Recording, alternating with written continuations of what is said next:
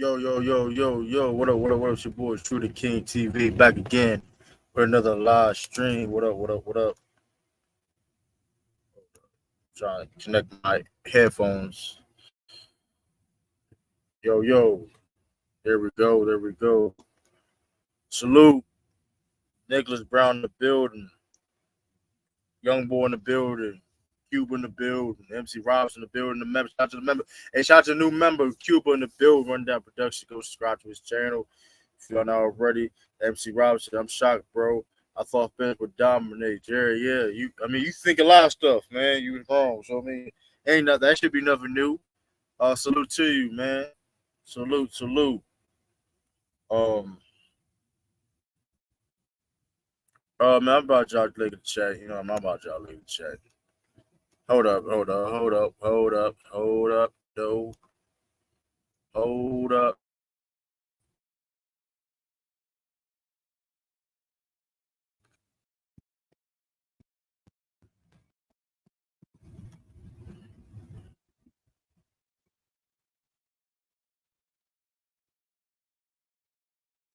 Bam.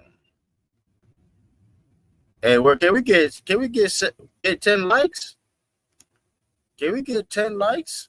I here in the chat. We got 12. Hey, man, we got Taj in the build. Can we get the likes up, please? Hit the like button, share, subscribe. We need at least 12 likes. Like it's 12 people here. We can get 12 likes. At least 10. There's 14 people now. The likes gotta get at least we get like 10, 12 likes. Don't forget to hit that like button. Yeah, I'm about to put the link in the chat now. Oh, if I get 10, I ain't putting it. We get at least 10. We got to get at least 10 likes. I put a link in the chat. I got at least get 10 likes. Can we get at least 10? I'm all I'm asking is 10 likes now. I ain't dropping no link. I appreciate it, Bob, for coming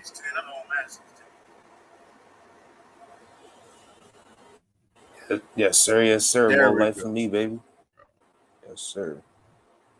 Happy birthday. Birthday, Taj. Happy birthday.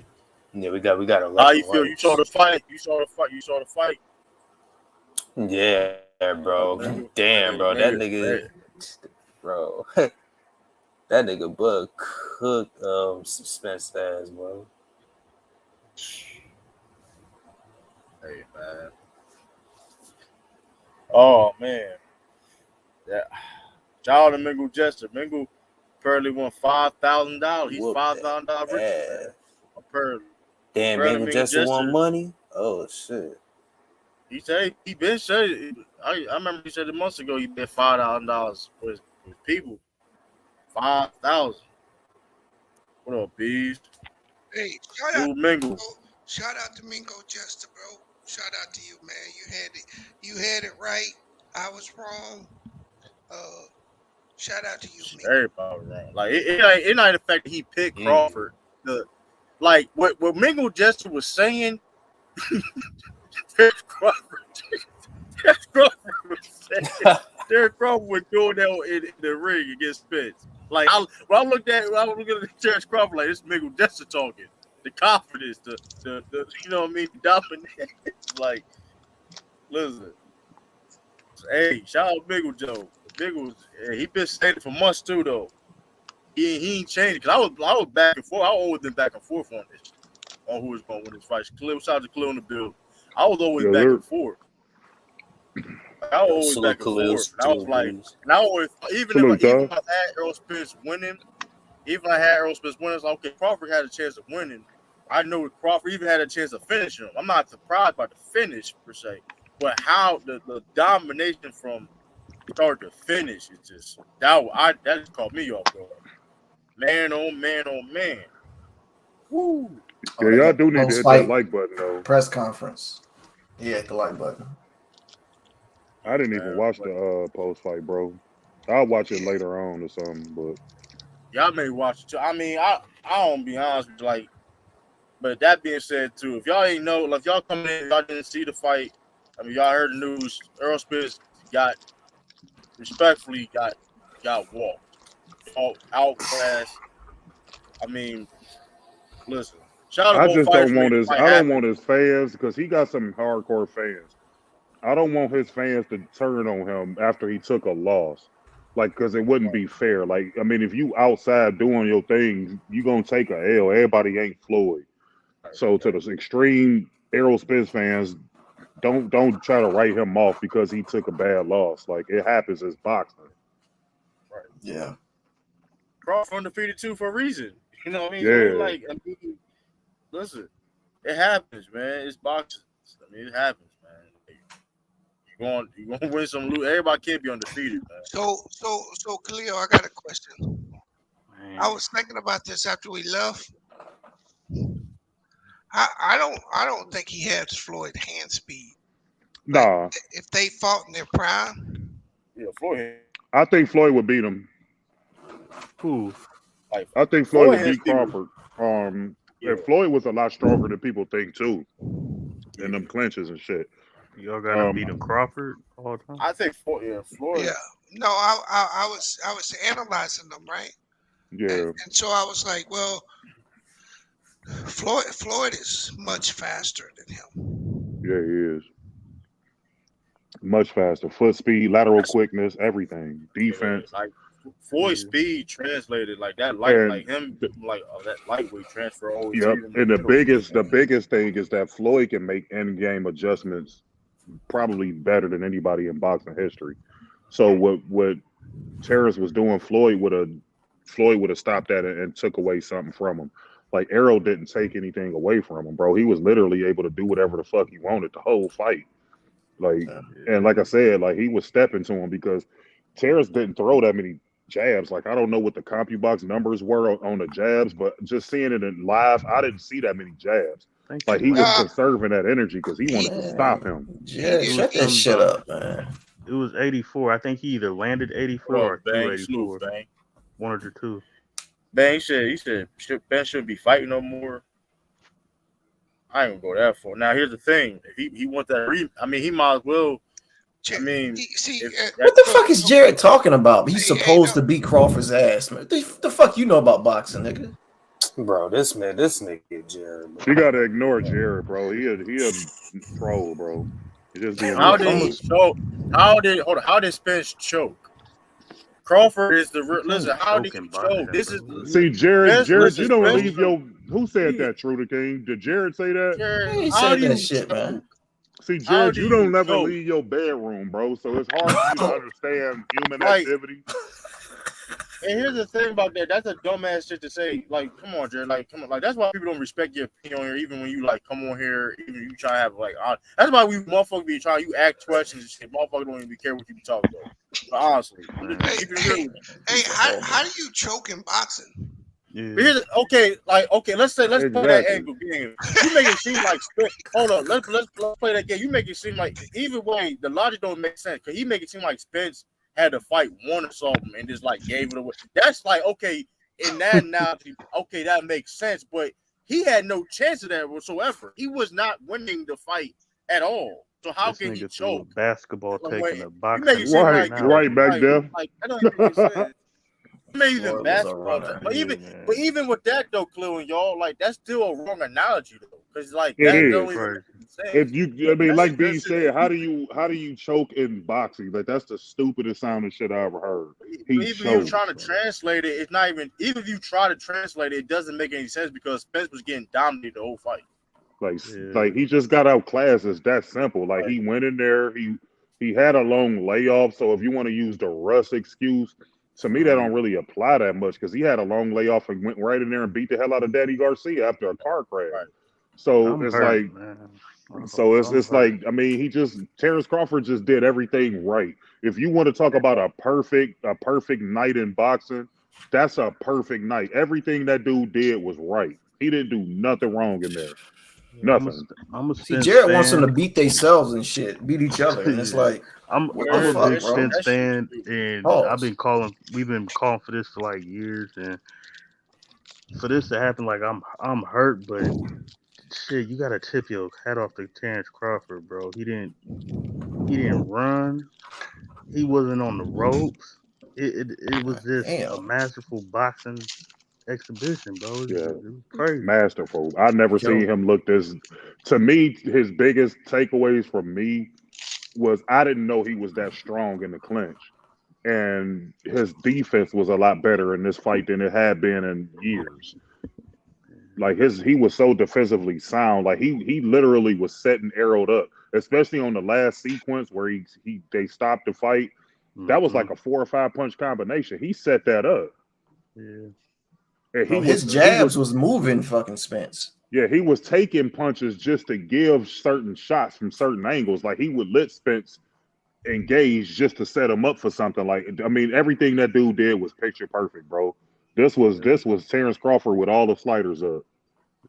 Nigga, Jared, you don't need to be talking no fucking sports, nigga. You know how we make our pre-fights and what we think is gonna happen. I thought Earl was gonna press forward and carry the fight. Now I knew Terrence was gonna counter, but I'm like, Earl is gonna still throw his jab, walk through it, and get close into the phone booth. And then even when he was in the phone booth with him, he tied him up, or he caught him coming in with an uppercut with the right hook coming in, check hook. It was just, I was like, dang, he getting his ass whooped. He's fighting the fight I thought he was gonna fight, and he's still getting his ass whooped. You know what fight opened it up? What round McDuff was the 5th round. If y'all go back and watch that 5th round, that's what really made me realize that he was about to get his ass knocked the fuck out. Everything was working in that 5th round. Okay. So you didn't think it was at the flash hit, so the first knockdown didn't really tell the story. Well, no, to me it did. That's what I said initially. Like his confidence was gone. But once to me, the 5th round, Terrence was able to hit him with whatever he wanted to hit him with. Like he literally everything he threw at him landed. I was just like, oh shit, he about to get his ass whooped. Yeah, bad. He wasn't even running. I was like, this nigga, he's backing up, but he's staying like in the danger zone. Like he was walking him down. Pocket. He walked Spence down the whole fight. Mm-hmm. Exactly. Spence was the one moving backwards. And that's not his fight. He was getting countered. He was getting countered. Yeah, like he was throwing any punch he wanted to throw. That's why he didn't need like the jab. Like I think I'm trying to remember how many jabs he threw. Like, but like he was based on any punch he didn't need it. Everything was landing, so it's like the jab was necessary. It was unnecessary. I seen him lead with a fucking right cross, and then a hook and another exchange. I'm like, if you leading with hooks and shit, like. You pretty much won fight. Like you very seldom see fight lead with like a power punch. He didn't use that jab to really set up nothing. It was just to kind of gauge distance. But outside of that, man, he just pillar the post, bro. Yeah, bad and Crawford. What up, Groundhog? Hey, what up? Bro. Hey, what up, Sean Pack? Groundhog Sports Nation. He wanted to make a statement, man. That's why he wasn't throwing that jab. He took Errol's jab away from him. Yeah, but you could tell he wanted to knock him out. Yep. If you look at his face the whole fight, bro, he was poised the whole fight and confident the whole fight. From opening bell. He knew what he wanted to do and he executed it. Yep. Yeah, he was ready. He was focused, bro. I'm hurt. I ain't gonna lie. I'm sad. Like I'm a huge Errol Spence fan. I thought he was gonna win this fight and then go up and fight the winner of Canelo and Charlo. Bro, Jared, Spence was not a big favorite. It was a pick-me fight. What are you talking about? What are you talking about? I just saw. Man, stop talking to this. Yeah, Jared, don't talk boxing, please. Just stick to what little basketball you do know. Or hating on LeBron James. That's all you do is hate on LeBron. This shit been a pick-me fight for like years. Like that's not like what are you talking about? And stop talking. You really like what do you if you really thought like it was no heavy favorites in this. That's why it was so shocking that what happened. The results what happened. We saw. And whoever the supreme boxer is, you kind of gotta lean that way anyway. That's why it wasn't even that. Like but the thing with that, we like even we already know going into it. Okay, we thought Terrence Crawford was a better boxer. Not to this level though. I don't think people thought he was. Yeah, a better boxer. I didn't think it would be this bad. Like that's what I'm saying. Like this is this outcome was something that you cannot predict. Like you said, if you was on FanDuel or something like that, DraftKings, you got money, if you said Earl was gonna win one round, you got some money. You got paid like that. I mean, yeah. Like for real, like this is like that was a film. That was a film. That was like a I think people just give it to Errol because they like, all right, let's try to give him something because this was such a fucking whitewash. Like they really didn't do nothing in the first round, either one of them. It was just like a couple shots here, a couple shots there. But so that could go either way, right? But if I had to go back to that, I may have to go back to that round. But everything, I don't really got to go back. Nothing. Really, everything listen, it was clear as day. It was like domination. This is the sad thing to me about it. I don't think Errol Spence can make no adjustments before that.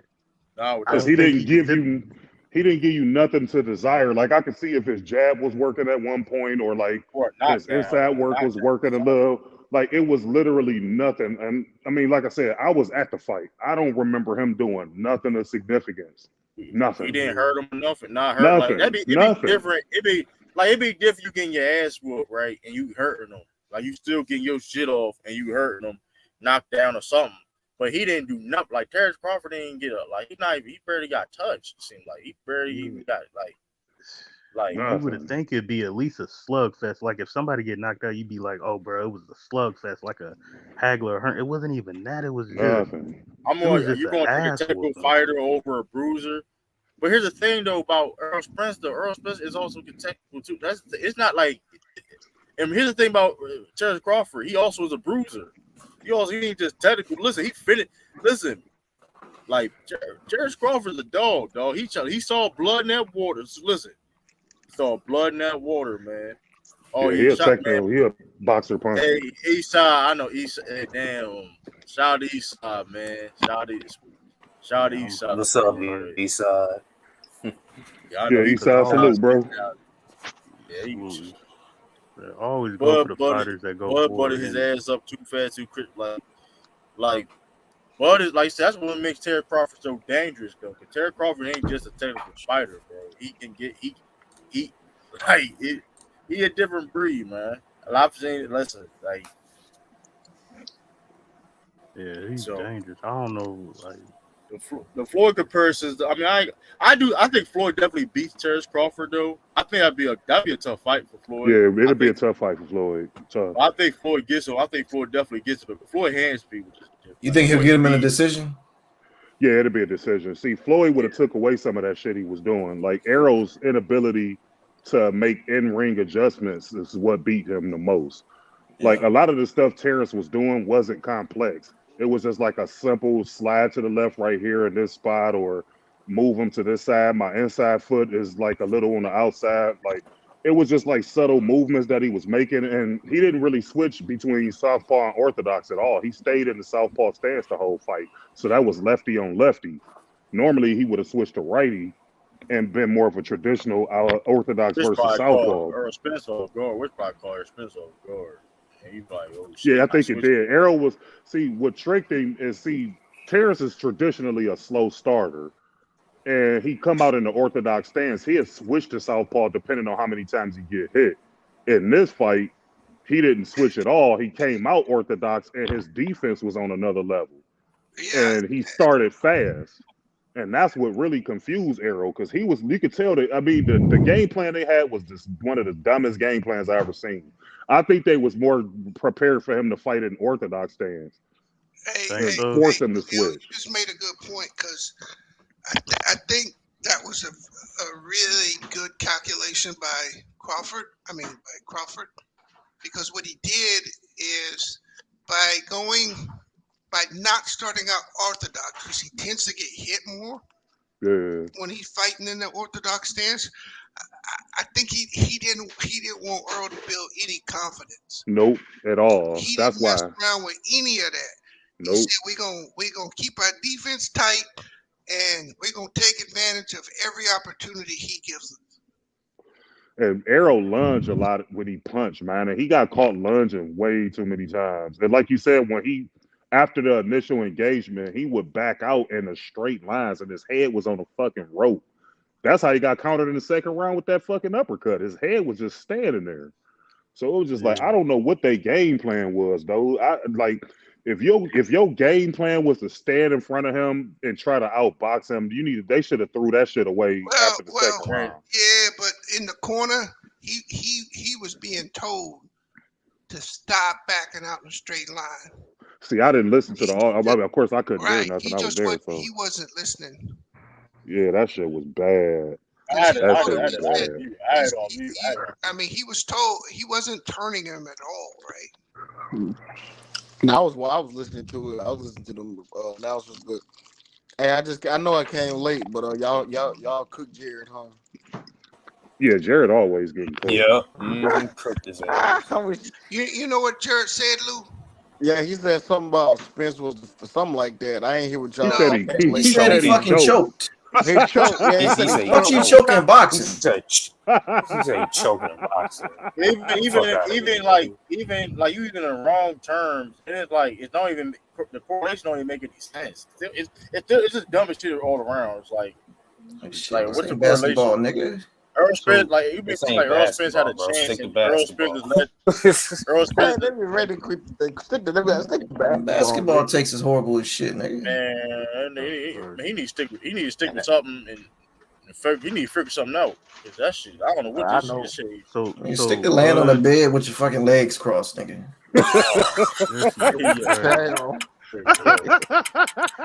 You stupid for that one. Hey, that's about right. Man, became the first fighter. Was the champion a Crawford fan before this shit? I don't think he was. I ain't never heard him mention nothing about boxing. So he did. Hold on. To be fair, before the fight, he did say I'm rooting for Terrence Crawford. He's from the Midwest. He did say that. Man, is that the Midwest? It is Midwest. Nebraska is Midwest. Hey, bro. Jackson, come on, bro. Y'all can't we ain't doing that, bro. Listen, man. Listen. I'll be dead serious, man. I have a whole lot of family in Omaha, Nebraska. I'm not lying about that. That's true. Hey, what's that got to? Is he claiming Crawford now? Bro. Yeah. No, I never. No, for real. Just say you're a fan of everybody. You a fan of athletics, ain't you, Action? No, I'm not.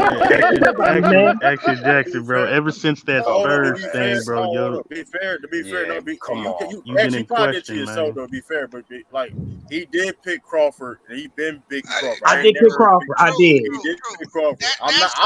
I'll call him out. I'm trying to be fair. That's not it. No, you're right, True. But this nigga talking about I got family in Nebraska, bro. That's what I'm saying. I'm not denying you but Jesus Christ. Yeah, my third cousin twice removed had a friend that lived in Omaha type shit. Spurs, bro. Some of us had real ties in this fight, Action, and I'm heartbroken right now. Listen, y'all, listen. My grandfather's sister, she stayed in Omaha. They stay in Omaha. But what's that? I got both the families. You had to say that. You had to say Omaha. No, Omaha got I gotta agree with Bees. Action, that ain't got shit to do with nothing. Hold up, but to be fair, hold up though. I'm trying to be on your side. You're not like you really not like. You really not like. Here's the thing though. We've been talking about Terrence Crawford, right? And you have never fucking mentioned. I'm a casual. Hey, no, listen, y'all. I've never heard of any casual boxing fan. I'm a casual boxing fan. I'm nowhere near. No, I am too. Yeah. Hold up, y'all. But here's the thing. This is a problem though. And I heard you say Terrence Crawford before. I don't think nobody's gonna argue with that you or debate you saying that you didn't pick Crawford. You been pick Crawford right before. I know Errol Spence too. I know about him a little bit too. You better not say nothing about me. Hold up. But this is where the issue come in. Now all of a sudden you got family down there. When we've been talking about Terrence Crawford. That's crazy. That is kind of crazy. No, it's not. I just never brought that up, man. I think it's that important. What are you saying? Like you never brought it up. That's the whole point. Okay, when we talk, I mean, I don't know, bro. I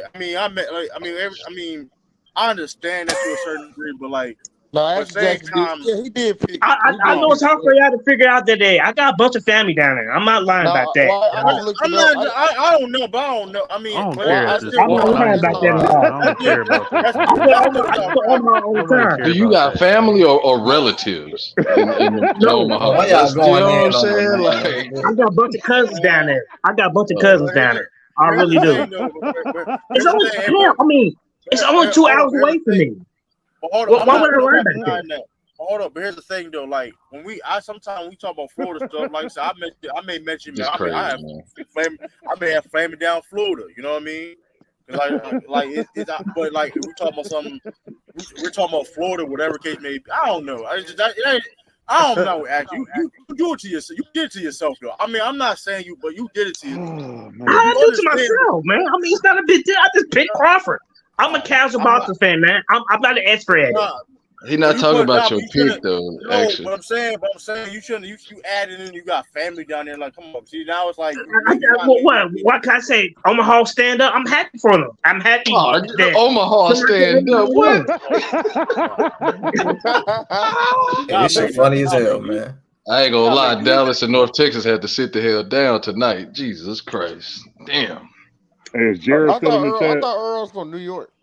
No, I think he was born in New York. He's from Dallas, Texas, man. He's from DeSoto, Texas. You heard that man talk. He ain't from no damn New York. He was born in New York, but he was raised in Texas. Yeah, he's from DeSoto, Texas. Damn, that's like a suburb of Dallas. Texas niggas took a serious L today. God. Oh, they tried to disown that nigga like 5 minutes after the fight. Oh, he from Frisco. He from Duncanville. He not really from Dallas. He from Duncan. What you say, Khalil? You know who going through it right now is them LDBC niggas. Them niggas is they hate Terrence Crawford. Bro, I was just over there. Don't something like Crawford. Why they hate Terrence Crawford? A couple of them because they actually know Errol. Like they did interviews with him and all that stuff. See, Terrence don't do interviews with like, people and shit.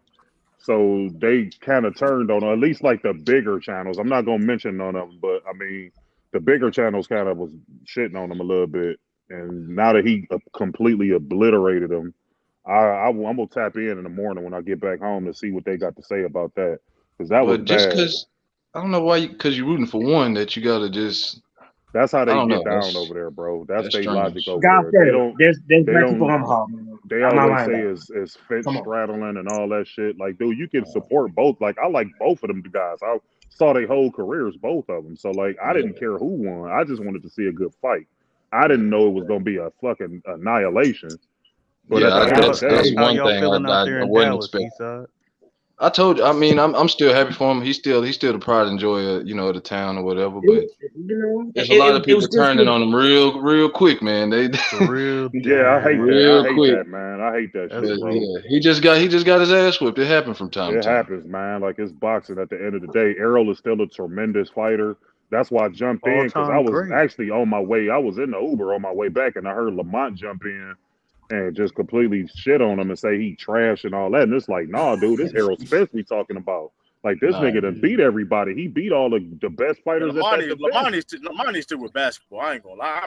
Crawford just proved he on a different level. Yeah, Crawford just on a different level, and there ain't nothing wrong with that. Yeah. You think it'd be another fight?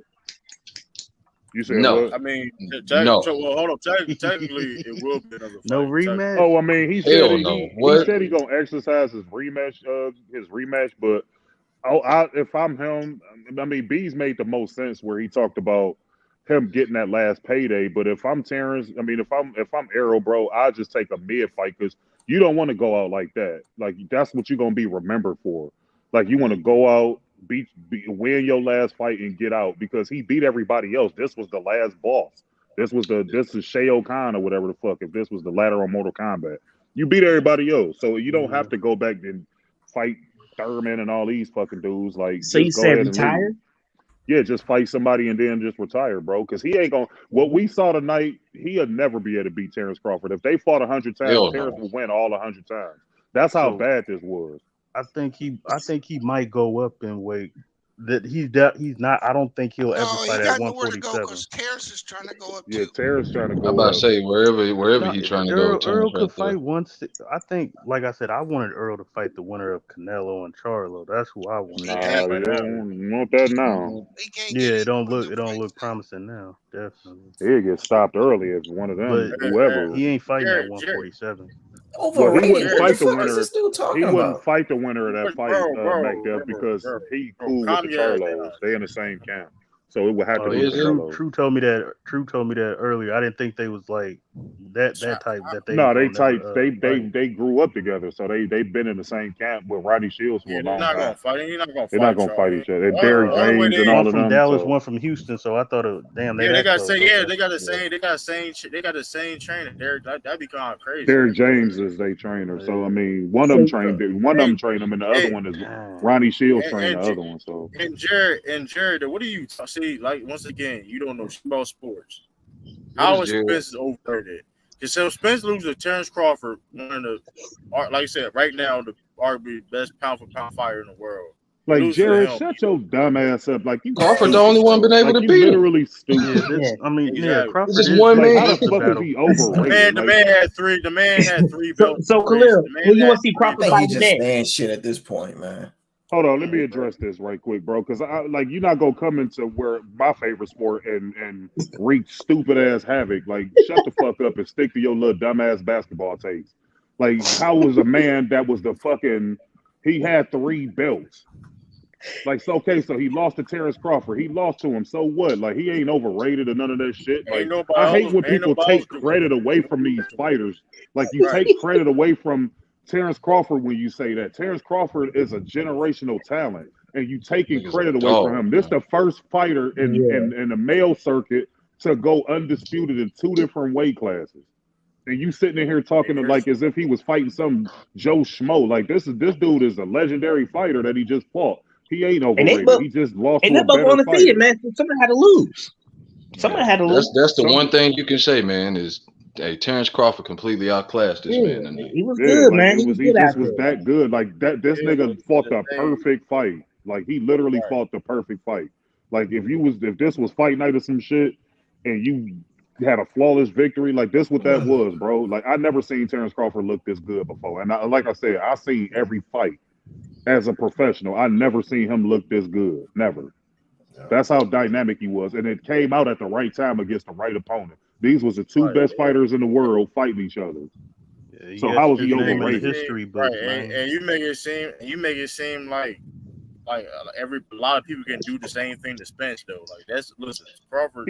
He beat everybody else. He beat everybody else. That's what I was about to say. It took generational talent to knock him out. So it is what it is. He beat everybody else except for Keith Thurman little running ass, and that's because he ran. Yeah. But outside of him, he beat everybody else. Like, it's nobody else to fight. So where we putting Bud Crawford at now? Because undisputed in 2 different weight classes, only man to do best fighter in the world. Well, I'm talking about all time. You talking about historically? I don't know, McDuffie. His career not done yet. His career not done yet. If he go up to 154, fight next? If he go up to 150, if he fight the winner of Canelo and Charlo, so let's say whoever wins, if he go up there and beat that person, well, I don't know, because it's at a catch weight, so I don't know if them belts will be on the line at 154. You can't catch weight and have belts on the line. That's not how boxing works.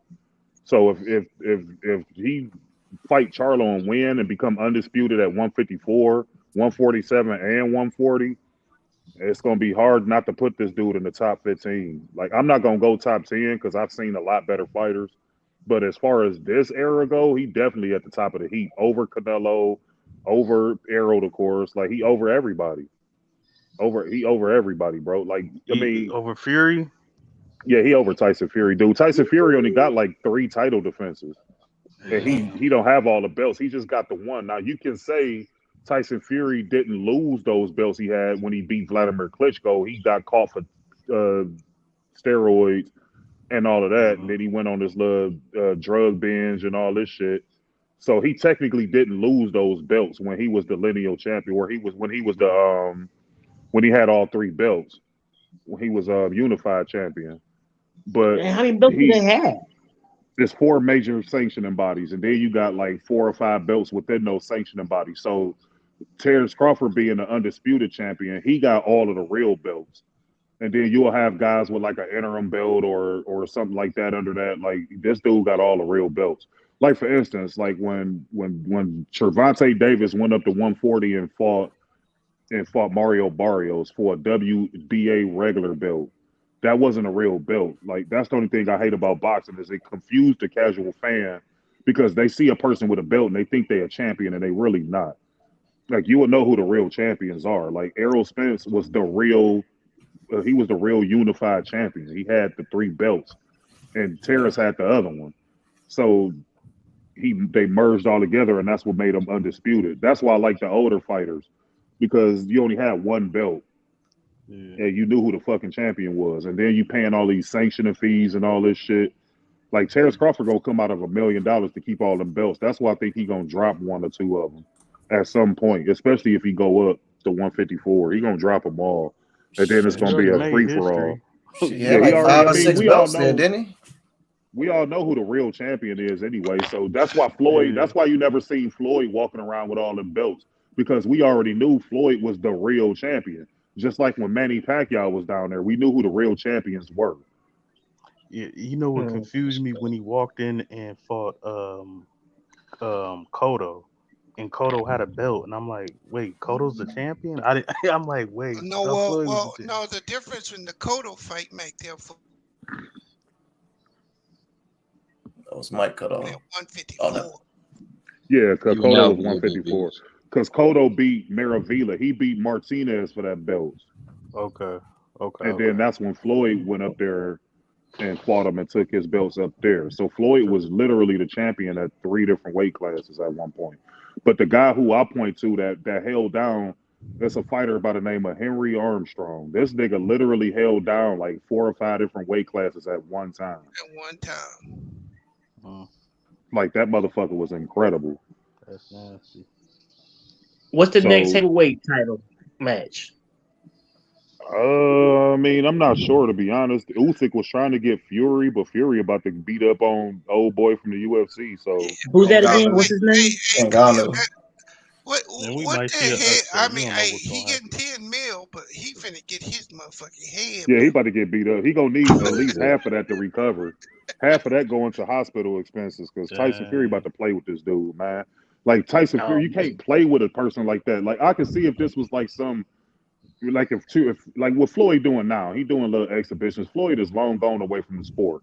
Tyson Fury is still a reigning heavyweight fucking champion, bro. Like you can't be in there fighting somebody like that, and you ain't never stepped foot in a fucking boxing ring. It ain't enough money in the world that can make me want to do that. And this nigga 6'9", 300 pounds, and he can fight. Nah, he ain't got no puncher's chance because he ain't gonna be able to land nothing. You got to sit down on your shots. See, Deontay Wilder was freakishly athletic. So he was, and plus he been boxing. This dude ain't never boxed before, bro. He not gonna even know where to engage at, because Fury gonna confuse the fuck out of him. Man, Fury better not knock this dude out. Man, Fury gonna play with his food, and then he gonna, as soon as this dude land one significant shot, Fury gonna turn it up on his ass. I mean, that's like when Randy Couture, when the MMA fought James Toney. Now you fighting the guy in the UFC. I don't know if he was a champion, and James Toney got his ass whooped. Yeah, I thought Tony was going, because I thought Tony was going to be able to land a shot. That nigga didn't even get a punch off. He took him to the ground, didn't he? Right away. Yeah, because Couture, he's smart, man. You ain't going to be a dumbass and stand up with a boxer. I don't give a fuck retired or not. Just like when Floyd fought McGregor. McGregor had a little bit of boxing experience, but Floyd literally carried the fight. Like he allowed him to do all that to please the crowd. Because remember, the Pacquiao fight was a lackluster fight. Floyd clearly beat him, but it wasn't the way it was anticipated. People was waiting 6 years for that, and Floyd wanted to get some entertainment value. So he was like, "All right, I'll fight this motherfucker," and he literally robbed the bank. And that was his last fight, wasn't it? Well, his last official boxing fight was Andre Berto. I don't really count that McGregor fight. To me, that shit was a fucking joke. Like McGregor had no chance to beat him, bro. Floyd was in there playing with him. If Floyd was really turned up, he could have knocked McGregor out in the third, fourth round easy. He sold the hell out of it though. With him. Promoted the shit out of him. Yeah, that was the best promotion I ever seen since the Muhammad Ali and Joe Frazier. I haven't seen one that entertaining in quite some time. That was funny as shit. Them press conferences was hilarious. And what about this fight before that happened? What about this fight? This fight sold itself. This fight sold itself. This is boxing. This was boxing fans' heaven right now. Yeah, this sold itself. I mean, these two guys don't really got that personality like Floyd. Like they both really quiet guys for the most part. They family oriented. They come in with their lunch pail and they hard hat. They do their job and they go home. Floyd is a showman. Floyd want to get out there and talk some shit. Just like Adrian Broner tried to repeat that blueprint, but he just didn't have the necessary skills to do it. At least when he moved up. I thought when he moved up and got beat up by Mike Donna, that kind of fucked his career up. Because when Broner was at like 135, Broner was a dog. He was a dog. He killed his ass. Is there anybody at 140 that could come up and challenge? Everybody's been talking about Boots. This dude named Boots. Boots Ennis, Jerron Ennis. Yeah, I haven't seen him or heard of him. No, Boots is there anybody other contenders that's coming up that could possibly challenge Crawford at 147 or 154? Nah. I mean, right now, Boots would probably lose, but like Bees made the point earlier, his hand speed is next level. He got Roy Jones type hand speed. And he got power in both hands. He just won't have the intelligence because he don't have the championship level experience. So it'll be one of them fights where it'll look good for him at first and then he'll get knocked out. And that may damage his career. So if I'm Boots, I would stay as far away from Terrence Crawford right now as possible. I asked him earlier, is Boots right now better than Canelo when he fought Mayweather? I thought Canelo was that dude. I thought Canelo was good. But even though Floyd Mayweather smoked him. That's hard to it's kind of hard to judge. Okay. Yeah, because Canelo, he fought, Austin Trout. Like, he had some significant fights before he fought Floyd. The only fighter Boots beat that you can semi-recognize is Sergey Lipinets. And he was more of a tough journeyman than anything. This last fighter he fought, he just completely outclassed him. So, I mean, Boots just going to have to wait his turn, bro. You know what I mean? Like B said, I mean, if they do exercise the clause, they move up to 154, the belts is vacated, then they can go from there. He can get a couple of them belts or something like that way. But he won't see Errol really not about to fight him now.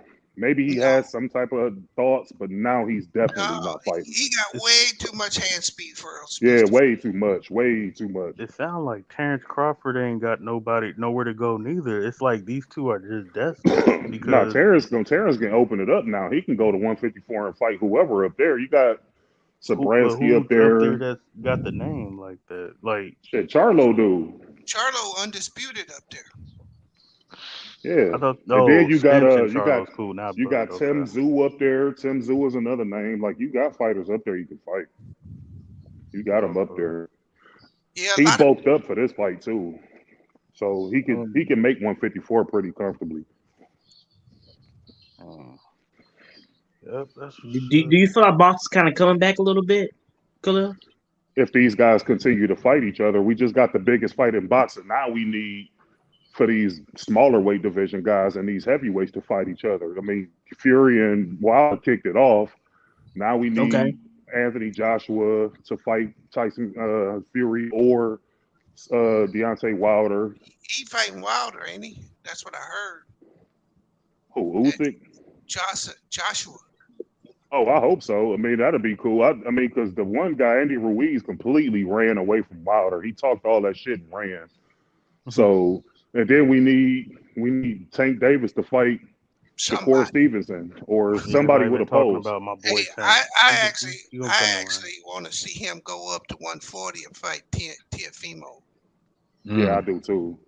I think, see, I heard this yesterday, and I saw Bees. Guess who I saw down here? I saw Blue Blood down here. Yeah, I seen him down here, man. I heard something, a verbal agreement between Devin Haney. So Devin Haney about to fight Regis Prograis. Right, I heard that was his next fight. Yeah, and if he win that fight, it's a 2-fight deal, and he'll fight Timo next after that. So that's what's at 140. I don't know if Gervonta move up to 140 and stay there. So was there any truth to him offering Shakur 70-30 and him turning it down? I'm honestly, Bees, I'm not real sure, but what I do know is that he want to keep his belts down there when he move up and fight Regis, because he keeping that window open to fight what's his face, Shakur, down there, because he needs some type of leverage for those belts. Those belts is his leverage into the negotiations. So I'm not sure if the 730 was real or not, but I do know at some point they will fight. I think it will be at 142. So I don't think it'll be at 135. He don't need to keep doing that. Like he drained himself in both of the Kambosos fights and in this last Lomachenko fight. Like he looked like a damn skeleton. So he don't need to keep moving down like that. He need to stay up at 140. I am hurt.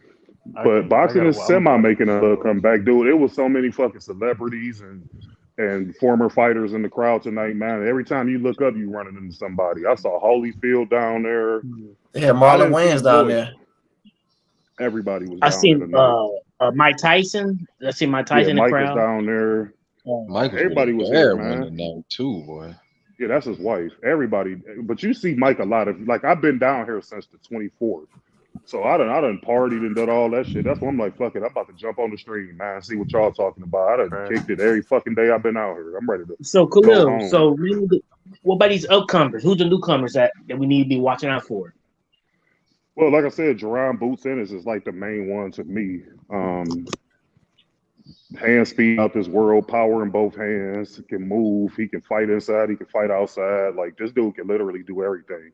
He just needs the necessary fights to kind of bring it out. Okay. But that's my favorite fighter right now. And then, of course, you got Shakur Stevenson up there. I'm definitely going to start watching him more.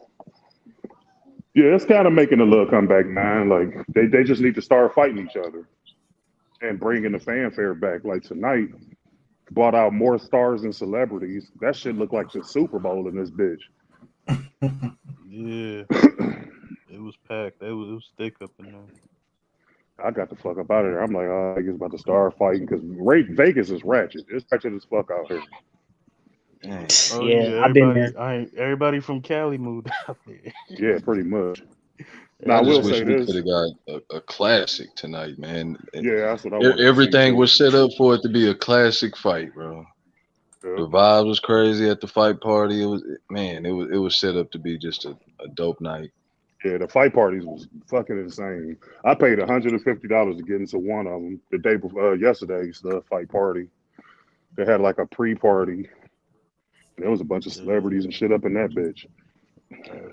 Now I gotta wait for football now. Hey, that man came out to lose yourself. We should have knew it was over then. Yo.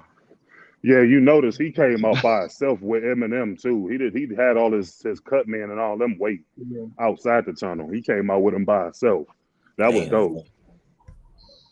That was dope. I started hearing that beat in the background. I said, "Oh shit, man!" Well, when Eminem came out, dude, the crowd went fucking crazy.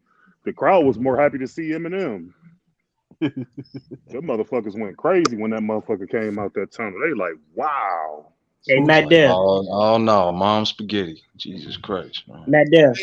Hey, I just watched him. He said I got family Detroit too. No, I'm just playing. Oh, Khalil. What up? Bro, hold on. Nigga, you did not just say what I... Bro, if you... I'm just playing around, man. I'm just joking around. I'm just trolling on that one. Nothing. You got family there, too. Jesus Christ. I think got family all over the country. I'm just trolling y'all on that one. KillingAncestry.com, man. Yeah. When my Niners win the Super Bowl, I don't want to hear nothing about you having. Yeah, the Niners gonna win that shit, man. Yeah, we ain't got nothing to worry about, man. I didn't watch any of his post-fight talk, so I watched it for the first time. He said 4 times. Do it again 4 times. Yeah, he punch drunk. You got to be punch drunk though. Nah, don't do it again, bro. Now you know what? Don't do it again. But when he asked him, right? He said, "Why was he able to do this to you? Or you just?" He said he was just a better man. He didn't make no excuse. No. He kept catching me in between punches. He wasn't making no excuses. Nah, I mean he a class act, man. That's why I fuck with Errol. Like, I mean, he'll bounce back from this loss. I just don't think he can ever beat Terrence. Like, there's no way. So there's no way, like they make another fight. You don't think he's no chance? That just got like, your number. That man face got so red, he made me check the color on my TV, dog. Like my favorite fighter is Ali, and Ken Norton. Just to me, he beat him all 3 times.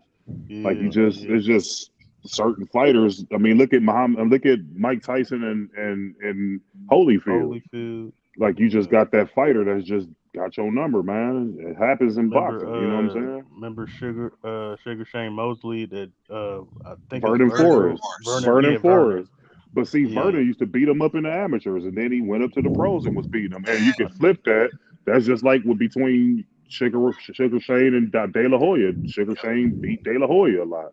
So like it's just. Hey, Khalil, I was talking to somebody today, and they were talking, and dude was trying to tell me because he brought up, he was talking about Ugas, and I'm like, bro, Ugas beat Terrence in the amateurs. Yeah, he did. I said, bro. He goes, oh, he couldn't beat him now. I said, bro, you don't really understand boxing, bro. Some people just give you. He could be dominated by Spence, but his style could be a serious problem for Crawford. For Terrence. That's why I don't like that triangle theory shit. You can't really use that in boxing. That shit it's not linear like people try to say. No, it's not. No, it's really not. And I believe if Ugas was to fight him now, he would probably beat Terrence now because he still got I don't know. It's something about them Cuban boxers, man. They just, I don't know. They boxing acumen is so high, and they learning this shit at like 2, 3, 4 years old. So Ugas gonna always have. And you see, Terrence never fought him. He can fight him. He could have fought him before he fought Errol. Yeah, he ain't fighting him. He ain't about to fight Ugas now. You know what I think it is, Khalil? I think they fight so many amateur fights. Them Cubans that they are solid. You got to bring your lunch pail to fight them, dude. Yeah, you do. Because they come into the pros with that point system fighting. Like they punch to score points. And that shit hard to beat. Because now you take away the headgear and all this shit. So now you get hit with the punches for real. And it's just they scoring points in bunches. So it's hard to beat them motherfuckers, man. So basically Cuba's it's like one of the best as far as hotbeds for boxing, ain't it? Yeah, it is. It's been they dominate. Like how the Jamaicans for the track and field. Most people don't realize that. I think Holyfield beat Tyson's down in the amateurs. Yeah, he did. He beat him down there, right? Yep. Yeah, he did. Yeah, he did. Styles make fights, bro. That is the truest thing. Actually, y'all know it's the same thing in football. It's the same thing in basketball. You can take the shittiest team in basketball, take the 72-10 Bulls. They lost to one team twice. One of the worst teams in the league. Mm-hmm. Just because matchups matter. But yeah, they do. One thing I ain't gonna do is continue. I'm making a pledge. I'm gonna stop responding to Jared. Yeah, that dude. Fuck him, man. What he say now? He said I'm making a play. Yeah, bro. Jared, you just say anything. Some of the craziest shit. See, the thing about this fight is I root for the fighters that push forward. I like the fighters that actually like Felix Trinidad, the fighters that go forward. And in this fight I knew it was the clash in styles, and I was like, man, when Trinidad lost to Bernard Hopkins outboxed him. It kind of go, but I always go with these type of fighters no matter what. The Tysons, things that go forward. Even though it's a bad style to beat. But do you know what this is gonna cause, MacDell? What? This is gonna cause some of these fighters to stop making these fights. Yep. Because what you mean? It's great when we get these type of fights, but from the boxer standpoint, the loser is done. He's got nowhere to go. Yeah. I feel you on that. Mm-hmm. And so that puts a lot of these fights off, and that's why they don't fight these fights when we think they should. They try to push it to the end of their career because they don't have a lot of places to go from this. Yeah. I mean, if you're Terrence Crawford, just like Errol, if he would have lost this fight, where does he go? Yeah. I mean, sure, he can stay around and take fights at 154 or 147. If he had lost to Spence, he don't get the Charlo fight. Mm-hmm. And for him to even get paid, right? Like even Spence, for him to get a decent payday, if he don't exercise this option, he got to fight a real dude. Mm-hmm. Or there ain't no money there. No money. And people gonna be expecting him to because they like, damn, you just got your ass whooped, so they gonna be looking for him to bounce back. Right. I mean, like I said, the only plan he got to me is to retire, man, because it ain't nowhere else for him to go. Like I said, fight him again and go ahead and duck out. Because if I want him to fight somebody and win, but like I said earlier, he gonna struggle with that mid-level dude. Like it's gonna be a struggle for him. He's got because question marks coming into he got whoever beat. he fights. Yeah, he got beat psychologically. This was a psychological ass whooping. God damn. And do he recover from that? Because a lot of people don't recover, and that's the thing about boxing is you can ride that undefeated wave, and as soon as you take that loss, either you're gonna come back and bounce back and be resilient, or you're gonna fold and curl up and go away. Like Errol got one of the two options. Yeah, this don't really show what he's made of. He gonna come back, but it's just like I don't know if he gonna reach the height that I thought he was. No, and everything. He's done, bro. His career, his trajectory's over. Because not only is Terrence is 35, he's 32, bro.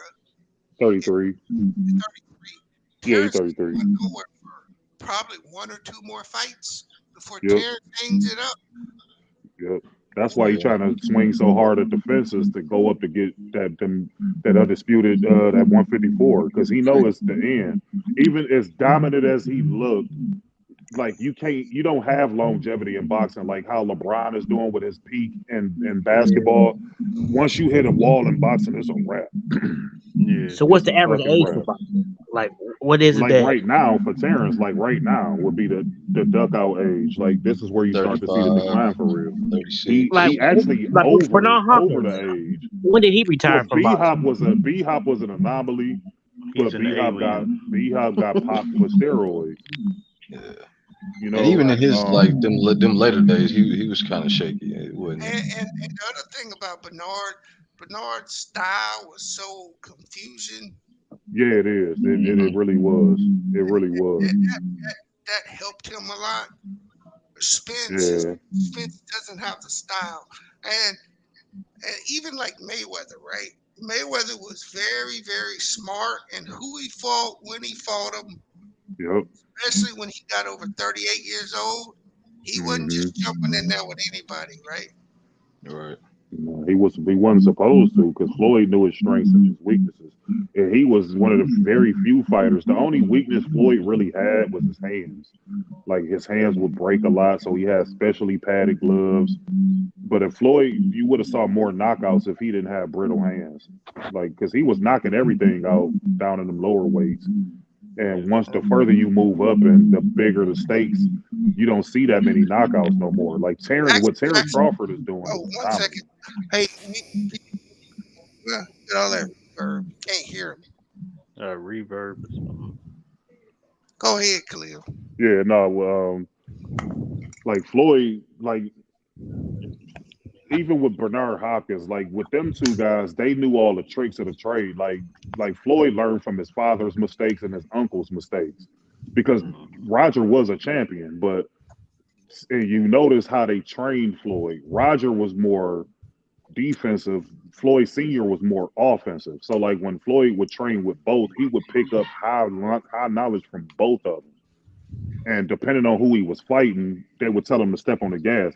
Like when he was fighting Pacquiao, he could have stopped Pacquiao, but he understood like I don't want to take that risk because Pacquiao at that time was still operating at a high level. Yeah, so but if Floyd would have really pressed the issue, because if you go back and watch that fight, bro, like if you slow a lot of that shit down, Floyd was catching that motherfucker with some crazy ass shots. Yeah, and Manny was eating them bitches. But if Floyd would have stepped it up on offense a little bit more, he probably stopped Manny Pacquiao. Like they throw in the towel stoppage, not like knock him out, but because he could have really opened up on him. I'm not gonna talk to this person, but I'm gonna say this. There may be one or two people that he didn't fight, but what a lot of people don't know is Floyd politicked for a lot of fights that he didn't get. And then once he became the man, he didn't accept everybody's offer. Most of those dudes would not give him a fight. But once he became the man, they all wanted to fight. Yep, that's what he did with Shane Mosley and all of them. Like he been calling these dudes out. I remember when he called Shane Mosley out one time. Shane said he had a toothache or some old silly shit. He was going on vacation. Remember that, Khalil? Yeah, it was just a bunch of BS. Like, see, and what the younger people don't realize is Floyd was a fucking animal. He was the most feared man in boxing at one point when he was Pretty Boy Floyd. But he kept taking raw deals, and he took an extremely raw deal when he fought De La Hoya. I think that was like a 70-30 split. De La Hoya dictated. Yeah, De La Hoya dictated everything. The ring, the gloves, like literally everything. And Floyd understood, if I beat this dude, I'm going to become the cash cow of boxing. And that's what happened. And Floyd he played the politics in his favor. Because he was just taking any fight. Like, he was taking some fights. Like, he fought Emmanuel Augustus now. Like, he fought, what was the other guy's name? Like, Floyd was beating the shit out of people, man. And they was playing him when he was with Bob Arum. And once he hooked up with Al Heyman, that's when he started to get them big bags and all that stuff. Start becoming Money Mayweather. Yeah, like, once he hooked up with him. But you know who he went for... I think he paid $750,000 to buy himself out of Top Rank. Yeah. And he went straight to Vince McMahon. Yep. And that's what helped him too was that wrestling contract. Because Vince told him how to make that money. Vince McMahon showed him how to really advertise himself. Yep, that's a fact. That's a fact, Bees. Yeah, that was around 2008, I think. Yeah. Why do y'all think Floyd would sell out so many of his fights? You think he would sell out fights and shit with that pity pat style and all that? No, Floyd put in his work. Like, Floyd did all the dirty work and shit for years. That's why people come out to see him, whether it's to see him lose or to see him win. Floyd put in his work and he paid his dues. That's why he was making them big ass paydays and shit, man. Chad, what the fuck are you? Fuck it, I ain't talking about. Yeah, that dude don't even fuck that, man. Fuck that. That dude is so clueless on a lot of shit. You talking all that shit about Spence? Your ass ain't gonna get in that ring with him. Jared. See, Jared, one of them people that like to discredit motherfuckers and shit. Like, Errol Spence is a top level boxer. He a top 10 pound for pound fighter in the world. Like, you don't get to that point without being that legit. Like, he is a legit fighter. Just because he lost to this dude, that don't take him away from being a great fighter. He's still a great fighter and gonna go in the Hall of Fame. Like, this dude literally cleared out the whole division except for two dudes. He fought one of them tonight, and Keith Thurman ran from him, so of course he couldn't get him. But he cleared it out. Yeah. And that's one of the most stacked divisions in boxing. We talking about he went overseas to the fucking UK and beat Kell Brook, broke his fucking eye socket. And Kell Brook was one of the best fighters in the fucking world at that time. Wow. He beat Sean Porter. What year was that? Do you know? That man got one loss on his resume. This was when he first became champion. He won his IBF strap from Kell Brook over there. That was when he became the IBF champion.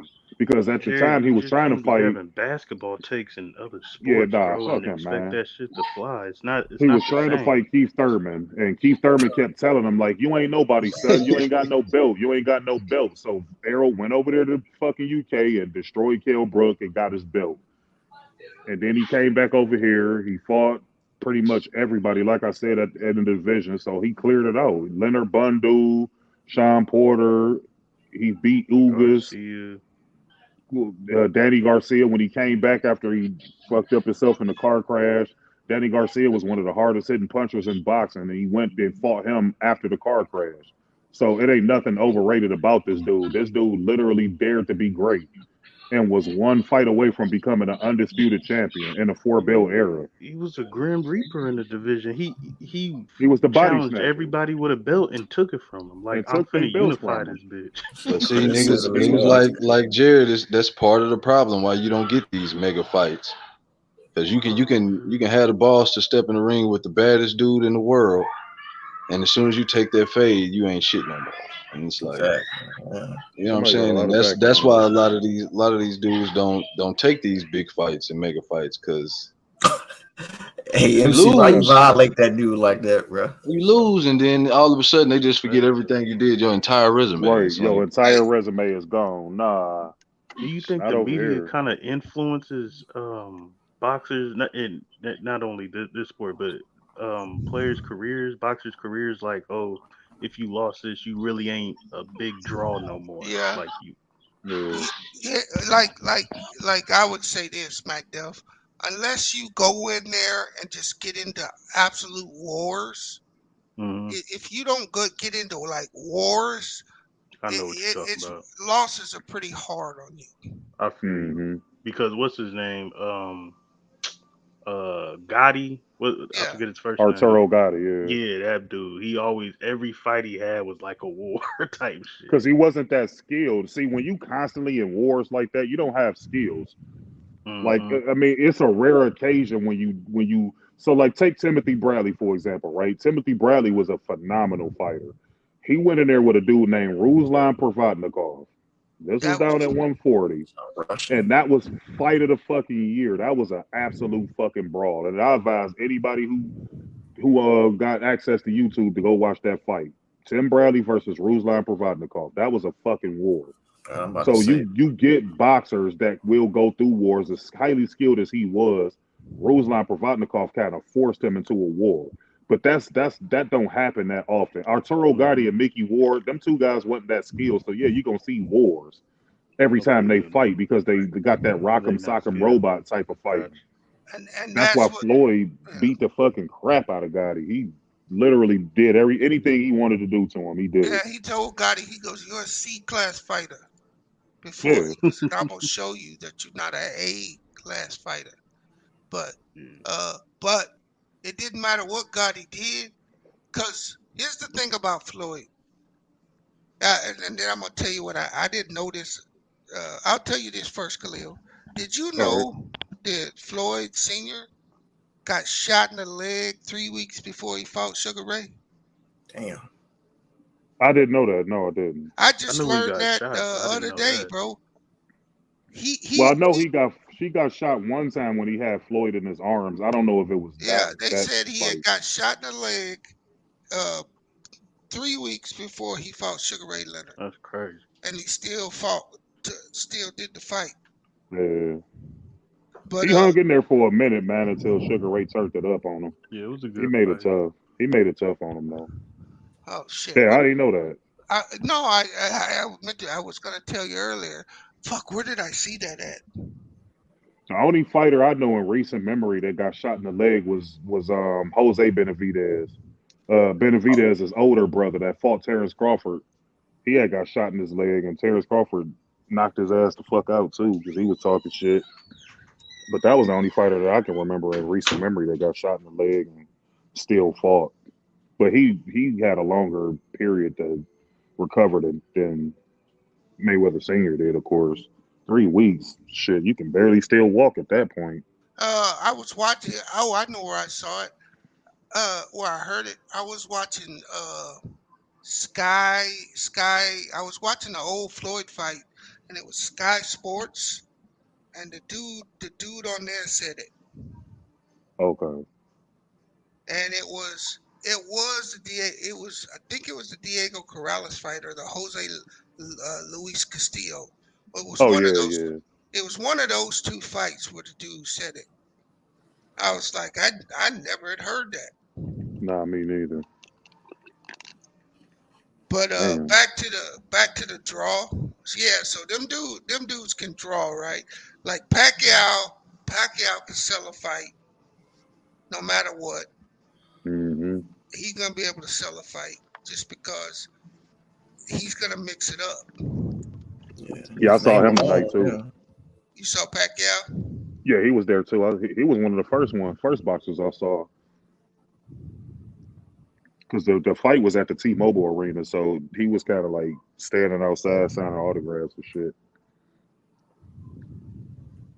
Little bitty ass motherfucker too. I just didn't see Floyd. I'm sure Floyd was in there somewhere. No, it was just so many fucking people. He was there, nappy head and all too. That bitch was super Floyd fucking had a fat. little fro.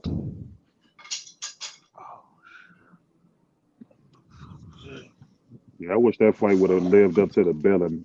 This one really didn't live up to the billing. I mean, of course, we had a better outcome as far as a knockout or a stoppage, but I mean, I don't know, man. It just wasn't nothing Errol can do. Nothing he could do. He's just not skilled enough. No, yeah. I like telegraph. I like the outcome because remember I said I just want a nice clean fight. I don't want no controversy. I want to see a good fight, made a better man win.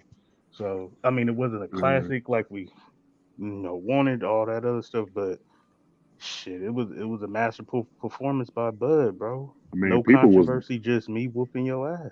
Like people was saying it was gonna be the next Tommy Hearns and Marvin Hagler. Yeah. I heard that because going around. I couldn't see Spence. Even if Spence lost, I was like, this nigga, you gotta brawl with Spence. Like Spence is gonna keep throwing punches. It didn't even turn out that like that. It's just that was my one hope because I knew Errol Spence was fighting an uphill battle, but I was just hoping if he could get it to the judges, you know what I'm saying? And well, no, Crawford had none of that. I thought he was gonna stay in that phone booth. Me too. That would have been his best opportunity. But even then, what Terrence Crawford showed me more than anything was how strong this motherfucker is inside. Like, I didn't think normally Errol bully on you in there. That's why he spent so much time in the pocket. Like, he was getting tossed around in that motherfucker, man. And then when I started to see him walk backwards consistently, I knew he was over with. I'd never seen Errol Spence back up this much in a fight. Like, I saw it in bits and pieces to a degree in the Ugas fight and in the Danny Garcia fight to a lesser degree. But throughout the duration of this fight, he spent the majority of this fight on the back foot, and that's not his style. That's not his style. Figure out the jab at all. I'm yelling at the damn TV, bro. It's a jab, bro. It's a jab. No, you know what? Them 2 inches. See, the biggest problem he had, in my opinion, Eastside, is he stayed right in Terrence Crawford striking range. Right in his face, yeah. Because Terrence got longer arms. That 2-inch advantage in arm length. I do not know what he was doing standing out there. That mean a huge difference is your reach. That mean a big. And it wasn't like he had any head movement out there or nothing. He was there to be hit. Yeah, he was there. Yep, he was there. That's what made Floyd Mayweather so phenomenal, bro. Is Floyd had a long ass reach to be that size. His arm reach was really long, and Floyd knew how to hit you without getting hit. And he would do a lot of pull countering and shit like that, like where he hit you, he bag up, you just miss him, and then he counter you again. Like I don't know, man. I didn't see nothing that Errol did tonight that would warrant a rematch. Like I could see if he had certain bright spots. Like, he literally didn't have no bright spots at all. Like, if you want to give him the first round, fine. That's a fill-out round. But every other round, like, all of the rest of the rounds, like, he just got beat up, man. Like, I just didn't – I don't know, man. It was fun in the moment because I was in the crowd. Like I said, I was behind a bunch of Spence fans and shit. Like it was fun in a moment, but just like I really fuck with Errol, man, and this one really kind of like hurt to see him like go out like that. That's how I feel. I hate to see feel that hurt, shit, man. bro.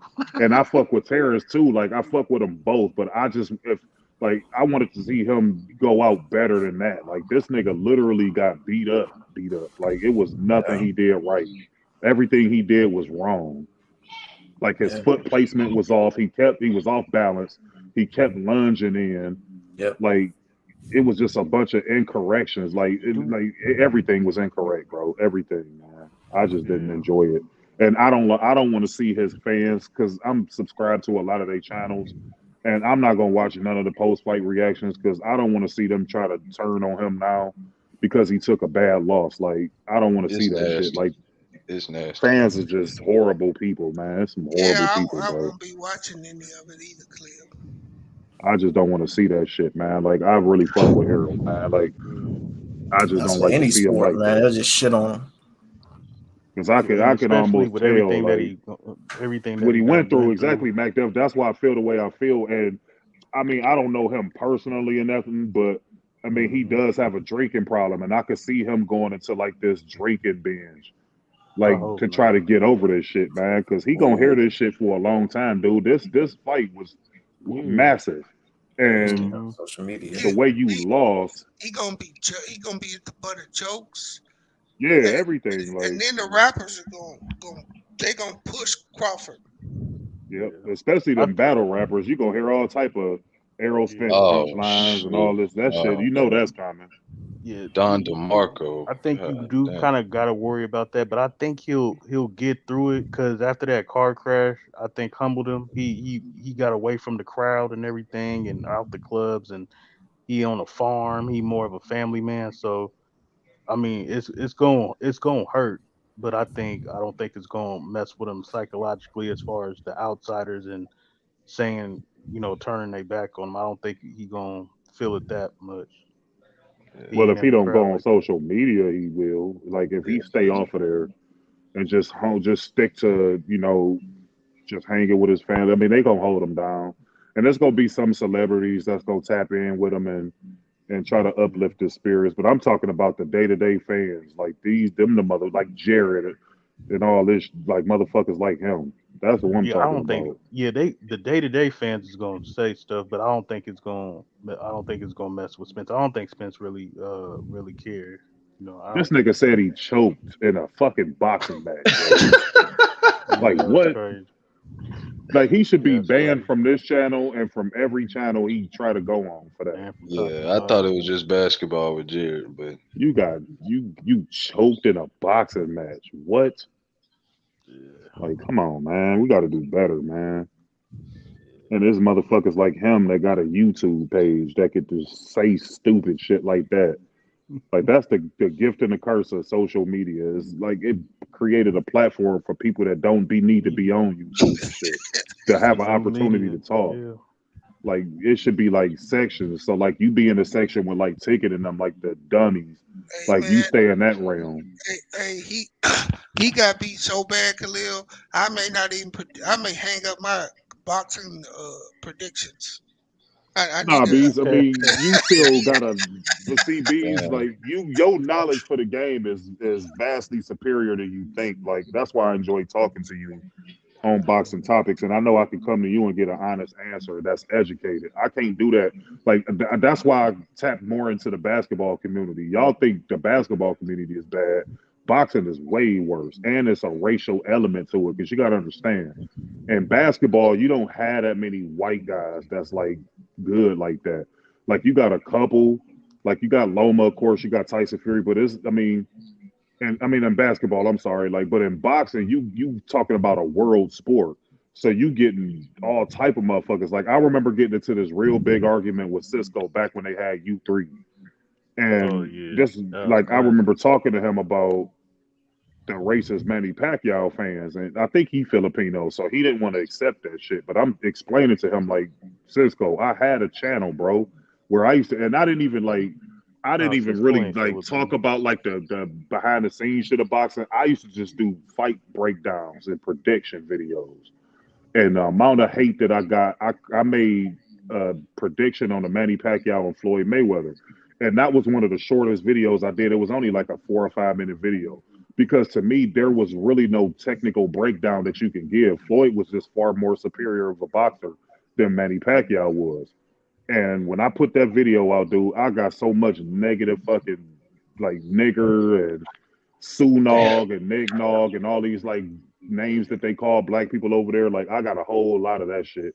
And that shit just disgusted me. Like it was just like nonstop. That was my highest rated video. I think I had like 10,000 some views, and the majority of them. And this was when they still allowed the dislike button. I had like 400 or 500 dislikes to like 300 likes, and it was all Manny Pacquiao fans berating my fucking channel, and they flagging my channel and like all type of shit. So like I just got off doing videos, period.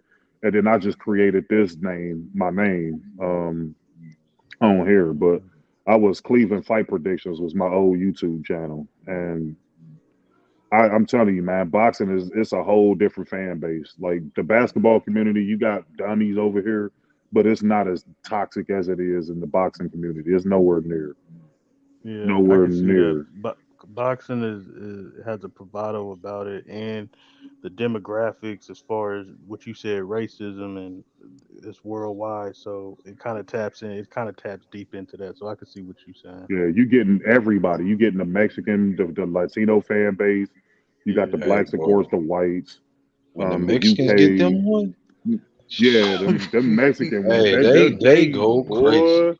They some of them. I love Mexican people to a degree, like as far as generally, because I've met some wonderful Mexican people in my life, especially when I used to be out of Arizona a lot. But it's a lot of them that's so fucking racist, man. Like so racist, and that when Floyd fought, and a lot of these fights stemmed around Floyd. When I did the prediction on him and Canelo, I got a lot of that shit out of them too. Now they will support you though. When they ride with you, they ride with you. Like Errol Spence got a heavy Mexican fan base. Being out there in Texas and all that. Like he got a heavy Mexican fan base that ride for him like 10 toes down. Like so I mean, I'm sure that they won't really be as harsh. It's to be honest, it's gonna be the black people that's gonna like criticize and shit on him the most. And that's sad, but that's the reality of it. No, I think you're right, Khalil. You know, he 100% right. Because that's all I see clowning him now is black people. Yeah, it's the niggas. Like, and that's just sad as fuck. Like, that our own people, like, that's why I don't ride so hard. It's some basketball players and shit that I don't like. But see, like I said, like, I'm a boxing person. So, like, I'm dealing with more people, like, worldwide that I'm in these lobbies with and shit. That's why I don't shit on a lot of these basketball players. Like some of these motherfuckers I don't fuck with, but I'm not gonna ever do videos talking about they ain't this and they ain't that. Like with LeBron. Like LeBron gets so much negative backlash for no reason a lot of the times. And people like, I don't know if y'all heard this video with Lamont did the other day. Bijou was in there when they had some white dude on there named Brandon. Oh, I remember that. And this motherfucker. Yeah, he squirmed his way around here before too.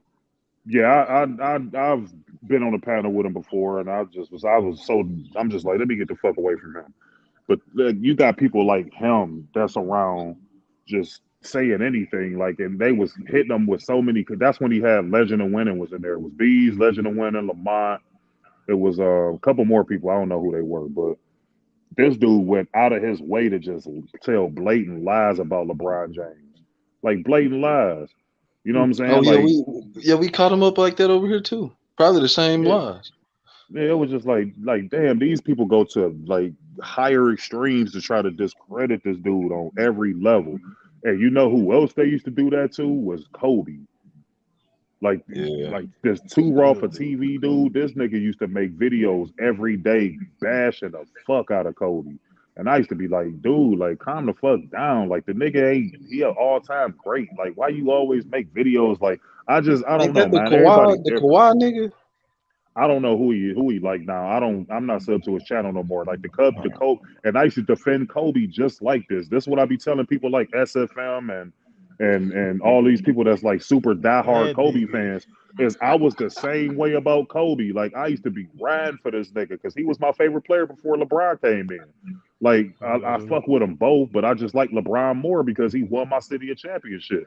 And I'm getting called LeBron sexuals and like all this dumbass shit. Like, you know what I'm saying? But like these players get heavily criticized, and I heard B say this multiple times. Like Jordan would be heavily like if let's say if Jordan was in his prime and he had the same career that he had, these motherfuckers would have been shitting on Jordan with all that shit he was doing. See, like it's one thing to just go back and watch the videos on YouTube or whatever platform, but to see them games in real time, like Jordan used to do a lot of dumbass shit. That's why it cracks me up when people just act like this dude just was so flawless and he never missed a shot. And like it's just like y'all don't know basketball. Like Jordan used to do some dumbass shit. And y'all hold this dude up like he a fucking demigod or some shit. Like he a human being just like everybody else. And if he had his career in the social media era, y'all would have been shitting on him just like y'all shitting on LeBron James. It would have been the same energy. Like that's what make it so funny to me, man. Hey, he would have got excommunicated like Draymond Green for punching that dude. A lot of the stuff he did, bro, he would be barbecued today. Yep. These niggas would be shitting on Michael Jordan, bro. This nigga was used to be doing find out crazy he gambling shit. and a whole bunch of other stuff off the court. Like beating up teammates in practice. Like Jordan used to be wild, bro. Boy. Like, Jordan was wild. Like he used to do a lot of wild ass shit, man. But like these people like Pootie and all them, they don't know that because they didn't see it in real time. Like you can watch it, you can go back and watch it on YouTube and all that. But like seeing shit in the real time, it's a huge difference. It's a huge because you catching everything. Like I made the correlation the other day. That's just like us now. We get to see Joker from day one. Giannis, like all of these dudes that's in this current NBA. We seeing them now and what they doing in real time. 20 years from now, people ain't gonna remember that Joker struggled his first few years. All they gonna see is that he was dominant from this point until this point. Like, and they gonna judge him based off that. They're not gonna judge the fact that he was coming off the bench and all that shit when he first came into the NBA and all that. They're not gonna remember all that stuff. Yeah, like it's just Giannis was when he first came. Yeah, like Giannis was a regular dude, and then he just turned into a motherfucking superstar, just like with Kobe Bryant. Kobe came into the league coming off the bench. That's the real process, by the way. Yeah, that's generally how it happens. Like it's very seldom you get a guy like a Michael Jordan or like a Kareem or a LeBron or somebody that come into the NBA from day one and become the man like that. Like that's rare. So like people judging these players, like that type of shit take time. Like these are called natural progressions. What Joker is doing is a natural progression, just like what Giannis did, natural progression. Like you typically see that level of success where they start from the very bottom and work their way in. Everybody ain't gonna come in being Kareem and averaging 28 points a fucking game with 14 rebounds. Like that's an anomaly. And I think the reason why LeBron got so much vitriol is because the social media era. He became an easy target. Mm-hmm. That's facts. He was the first superstar of the social media. Right, he kind of birthed it, right? Because I mean, Tiger kind of got a little bit of it, but he was too loved at the time the social media took off. And then you had, let's just say it, a guy like Skip Bayless who doubled down on that negativity and changed the way people talked about sports. Mm-hmm. That's a fact, B. He really changed the way that people even talked about sports. Yep, because I remember, like I think I told y'all this the last stream I was on. This ring counting and all this shit, like this not the way we used to talk about basketball. This is some new shit. That's why it's taking people a long time to get adjusted to it. Like me, nigga, I'm 42. Like we never used to grade Magic on his rings and like wins or losses in the finals. This nigga got 5 championships. He was the best point guard. His passing was like we used to judge their skills. Now that you getting judged based off your win-loss record in the finals. Like it's just like the weirdest shit to me. So like people just completely discredit all of your playoff success and like everything else that led into the finals they take away all of that and they just talk about your finals record. Right. And to me, that's just stupid to me. No context. No context at all. And that's why people don't understand why Jerry West with a 1-8 finals record is still so beloved. It's because people didn't look at whether he was winning and losing. He didn't have the best team, but man, exactly. was he killing it? Yes, still he was. I think Jerry West is the only player with 8 games in a playoff run scoring 40 points. Yep. And he the only player that won a finals MVP losing in a losing effort. Like, that's how good this dude was. Like, I don't know, man. Like I said, I'll probably never get adjusted to that ring counting shit because that don't gauge how good of a player you are. And it's just weird to me how people with logic can say that Troy Aikman is better than, Dan Marino is a better quarterback than Troy Aikman, even though Troy Aikman got, 3 rings? But people understand who's the better player. But in basketball, people judge you based off your rings as how good you are as a person. I don't think nobody would say that Draymond Green is better than Charles Barkley. And if you did, then that means you didn't watch Charles Barkley play. It's just that simple.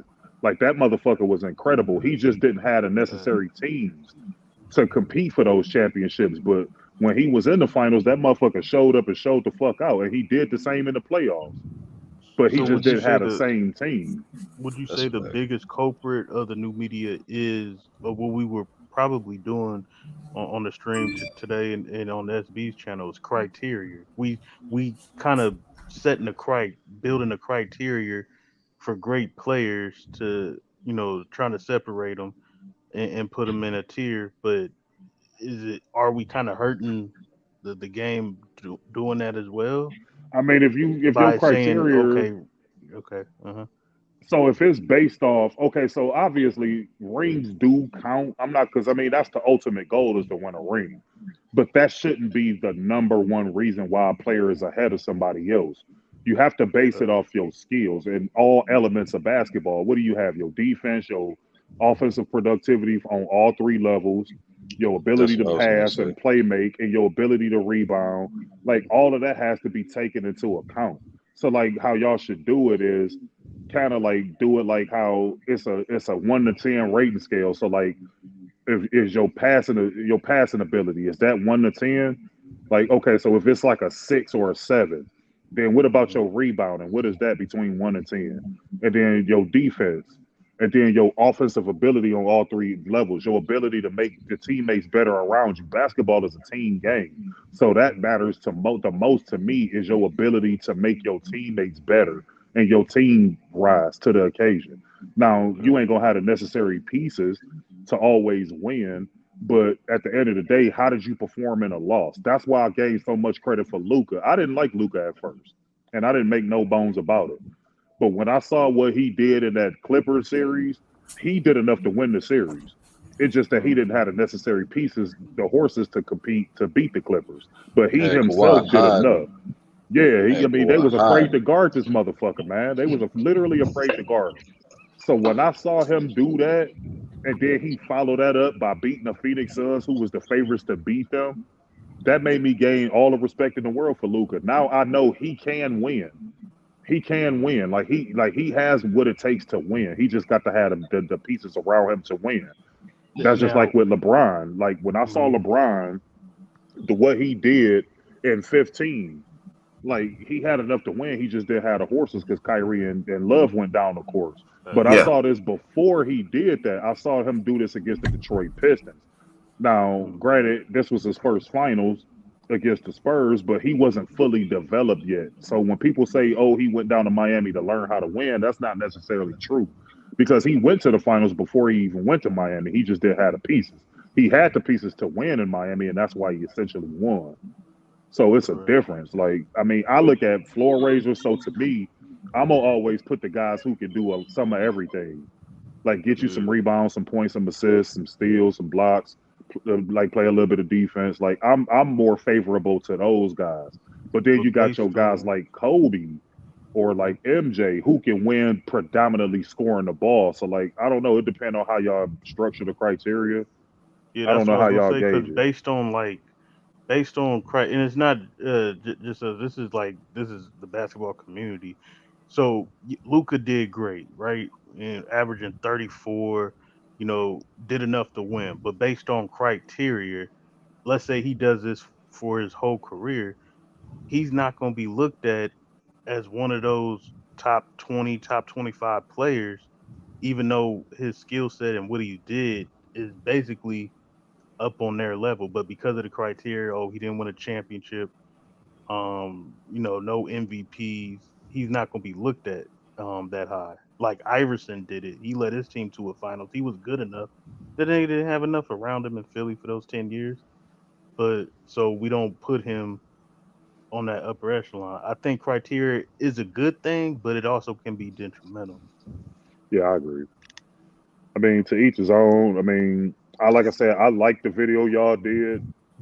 I thought a lot of y'all made some really good points as far as how y'all judge that criteria. But at the end of the day, y'all ultimate criteria still is championship. Yeah. You know what I'm saying? That's the ultimate criteria. So let's say Iverson win a championship.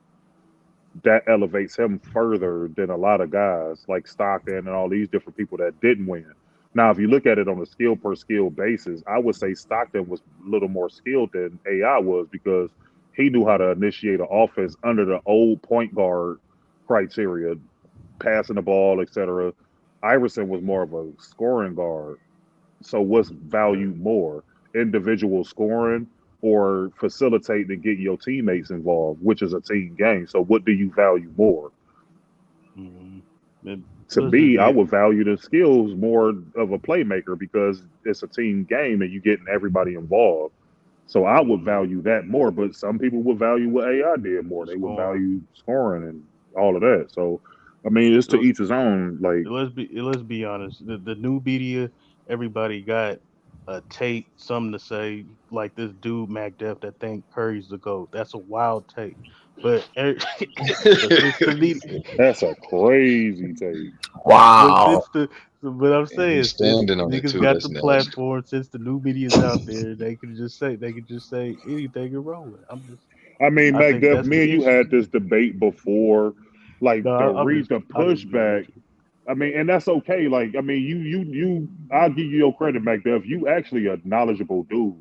And so are you, Eastside. Like, I listen to y'all. Like I said, I don't always comment, but I'll be hearing y'all. I'll be listening to y'all. Both y'all motherfuckers smart as shit when it comes to this. Y'all a lot smarter than I am as far as basketball is concerned. So, like, if that's your GOAT, you know what I'm saying? Let it be your GOAT. Like, if that's who you got, I think you full of shit. I think you just trolling and you just argue to argue. But because I mean, and this ain't no slight to Curry because Curry is a phenomenal player. Like the motherfucker revolutionized the game as far as a 3-point shooting standpoint. He the greatest shooter of all time.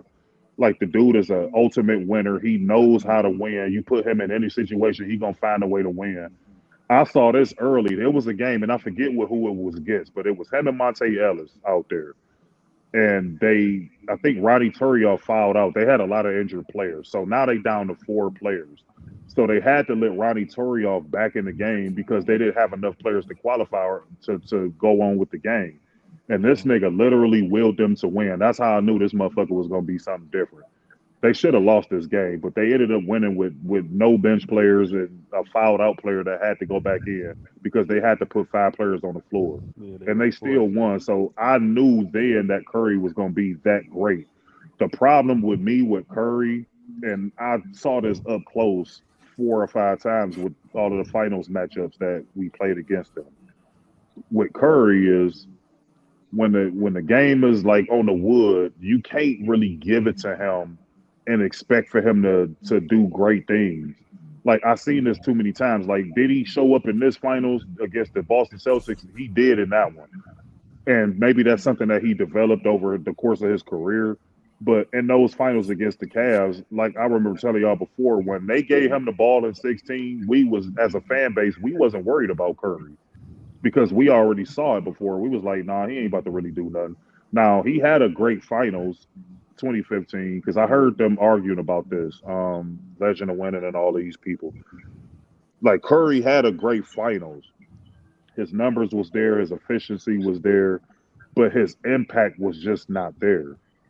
Like, not once in that series did we fear Stephen Curry. Like, normally when you see somebody with the ball, like Kevin Durant, for example, is 17 and 18, like, we kind of feared that motherfucker because we knew 9 times out of 10 he was going to do something with that bitch. But with Curry, we just didn't fear him, man, because, like, you can't give it to him and expect a great outcome all of the time, like you can with a lot of other greats, like a Kobe or like a LeBron to a degree, or a MJ. Like, he's just not on that level. And maybe it has something to do with his height. I don't know what it is, but it just, we wasn't afraid of him. We was more afraid in 15 when Klay Thompson would touch the ball down the stretch of the games than him, because we saw more great things from him that would lead us to believe that. Like, you know what I'm saying? And not only that, but Curry is not like the most defensively like great player. Like, he okay at times, but it's too many flaws for him to be the GOAT. Like, he the greatest shooter of all time. I'll give you that.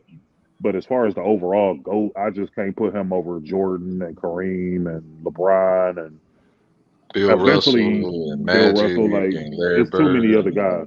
Like, I put him. I put him over. Like, I mean, once his career is all done, then he definitely gonna be in my top 10. I don't think he can crack the top 5. I don't know. Maybe he win another championship with a Finals MVP. I don't know. But as far as right now, I got him right outside my top 10, right next to like Dr. J and Mr. Triple Double himself, Oscar Robertson. So he kind of hovering around between 11 and 13. Hey, but that's not a bad tier. Hey, Khalil, that what nigga ain't ever getting in my top 10. Oh shit! Yeah, I know how you feel about Curry Bees. I don't know, man. I think he's a great player. I think he is a great player, and I don't want to disrespect him. But when you go individually, he falls short in too many areas. Yeah. Right. When you break his game down. Yeah. Yeah, I mean, once you get past the shooting, there's once you get past the shooting and the motion without the ball, outside of those two elements, he way down the list. I mean, but Mac Devlin, that's your guy. That's your guy. Everybody's gonna try to push a narrative with these takes with the new media. I wonder what they're gonna say about Joker and Giannis going forward. They already turning on Giannis already. Like, did y'all forget what this man did? Y'all turning on Giannis already? I'm gonna say Joker, Giannis. I think Khalil made a very good point about Curry. It is hard to be a little guy and get up there. Yeah. I mean, his size it works against him. Yeah, man. Who else is top 15 that's like under 6'5"? I mean, you ain't gonna find him. That's true, Mac Duff. That's a fact. I mean, it's hard. Thomas. Yeah, but I don't have Isaiah Thomas. That's what I was maybe Zeke. But Zeke, Yeah, to me, in his peak, you could give Zeke the ball, and Zeke was gonna make something happen with that bit. So, like, to me, Zeke is better than him. To me, but you're not gonna find nobody that's gonna put Zeke over Dr. J or Moses Malone or any Kevin Garnett. Ain't nobody putting Zeke over them dudes. I got Zeke 20, but yeah, every name you just said, yeah, I'm like, yeah, in front of KG in front of him. Go ahead, slide Moses in front of him. Elgin Baylor, Jerry West. I mean, there's just too many bigger players. And let's just face it, I got family in Texas, so Wemby. All right, action. That man. Hold on, wait a minute, Jerry. You value rings over, so you got. I take it you got Bill Russell as the GOAT then. No, he don't. He shit on Bill Russell. He said earlier Jordan was in a tier by himself. So why the fuck would you say you value rings over individual greatness? But because Bill Russell has the most rings. This is what I was saying, family. This is what I was saying, fam. The illogical brand of thinking in the basketball community is on a whole nother level. Like, I've never seen nothing like this before. Because if you say Bill Russell, then people like him are gonna bring up the era. But see, what he too stupid to realize is those shortened teams. How many teams was in that era? Like 8 or 9. They played each other multiple times, right? So you got an era full of Hall of Fame players on each team. So you don't see average players in that era on the team. It wasn't too many bums hovering around like Patrick Beverly and niggas like that. Them niggas would never be in that league back then. Like that's what he too dumb to realize. Like it was less diluted back then, huh? Yeah, it wasn't as diluted. Like it was strength on strength. Like the Celtics just so happened to have some of the best players, but they was playing against all Hall of Fame players. Like Walt Bellamy is a player that people very seldom bring up, but this motherfucker was insane. Just like motherfucking Walt Clyde Frazier. Like it was plenty of players in that era. So for you to say that was a trash era, Jared, that just showed that you don't know basketball and you need to just stop talking. Like you really this motherfucker getting cooked by ATL lady, man. Hey, and too many people say that, right, Khalil? I mean, think about this. Let's just say there's 15 roster spots. You got 120 dudes in the entire USA making. You only got 120 jobs. Right. Mm-hmm. So the competition for those jobs is gonna be fierce. Yep. Just that's like what they now, don't realize. You got 450 jobs out of the world, bro. Out of the whole world. Right. That's crazy.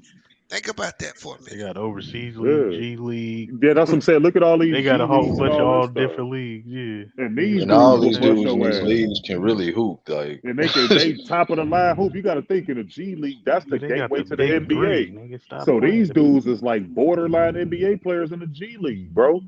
Like these motherfuckers will run a lot of motherfucking teams out the gym. Like that's what people like Jared don't understand. Like, and it's like you just don't want to keep repeating the same shit because it's just like he'll never understand that. He like to discredit people and down talk people and say, he never lined up in front of nobody serious before. That's all. He sit in his room all day. Like you never had a competitive bone in your body, so like you don't Jared, understand man, competitive nature. In his own tier, go ahead, man. I used to think like that till I saw Brandon Jennings up close. I used to think just like that. Dude, I played against Earl Boykins, bro, and that nigga was dropping 50 on us. Played against baby Earl? Like it was nothing. No, I ain't that old.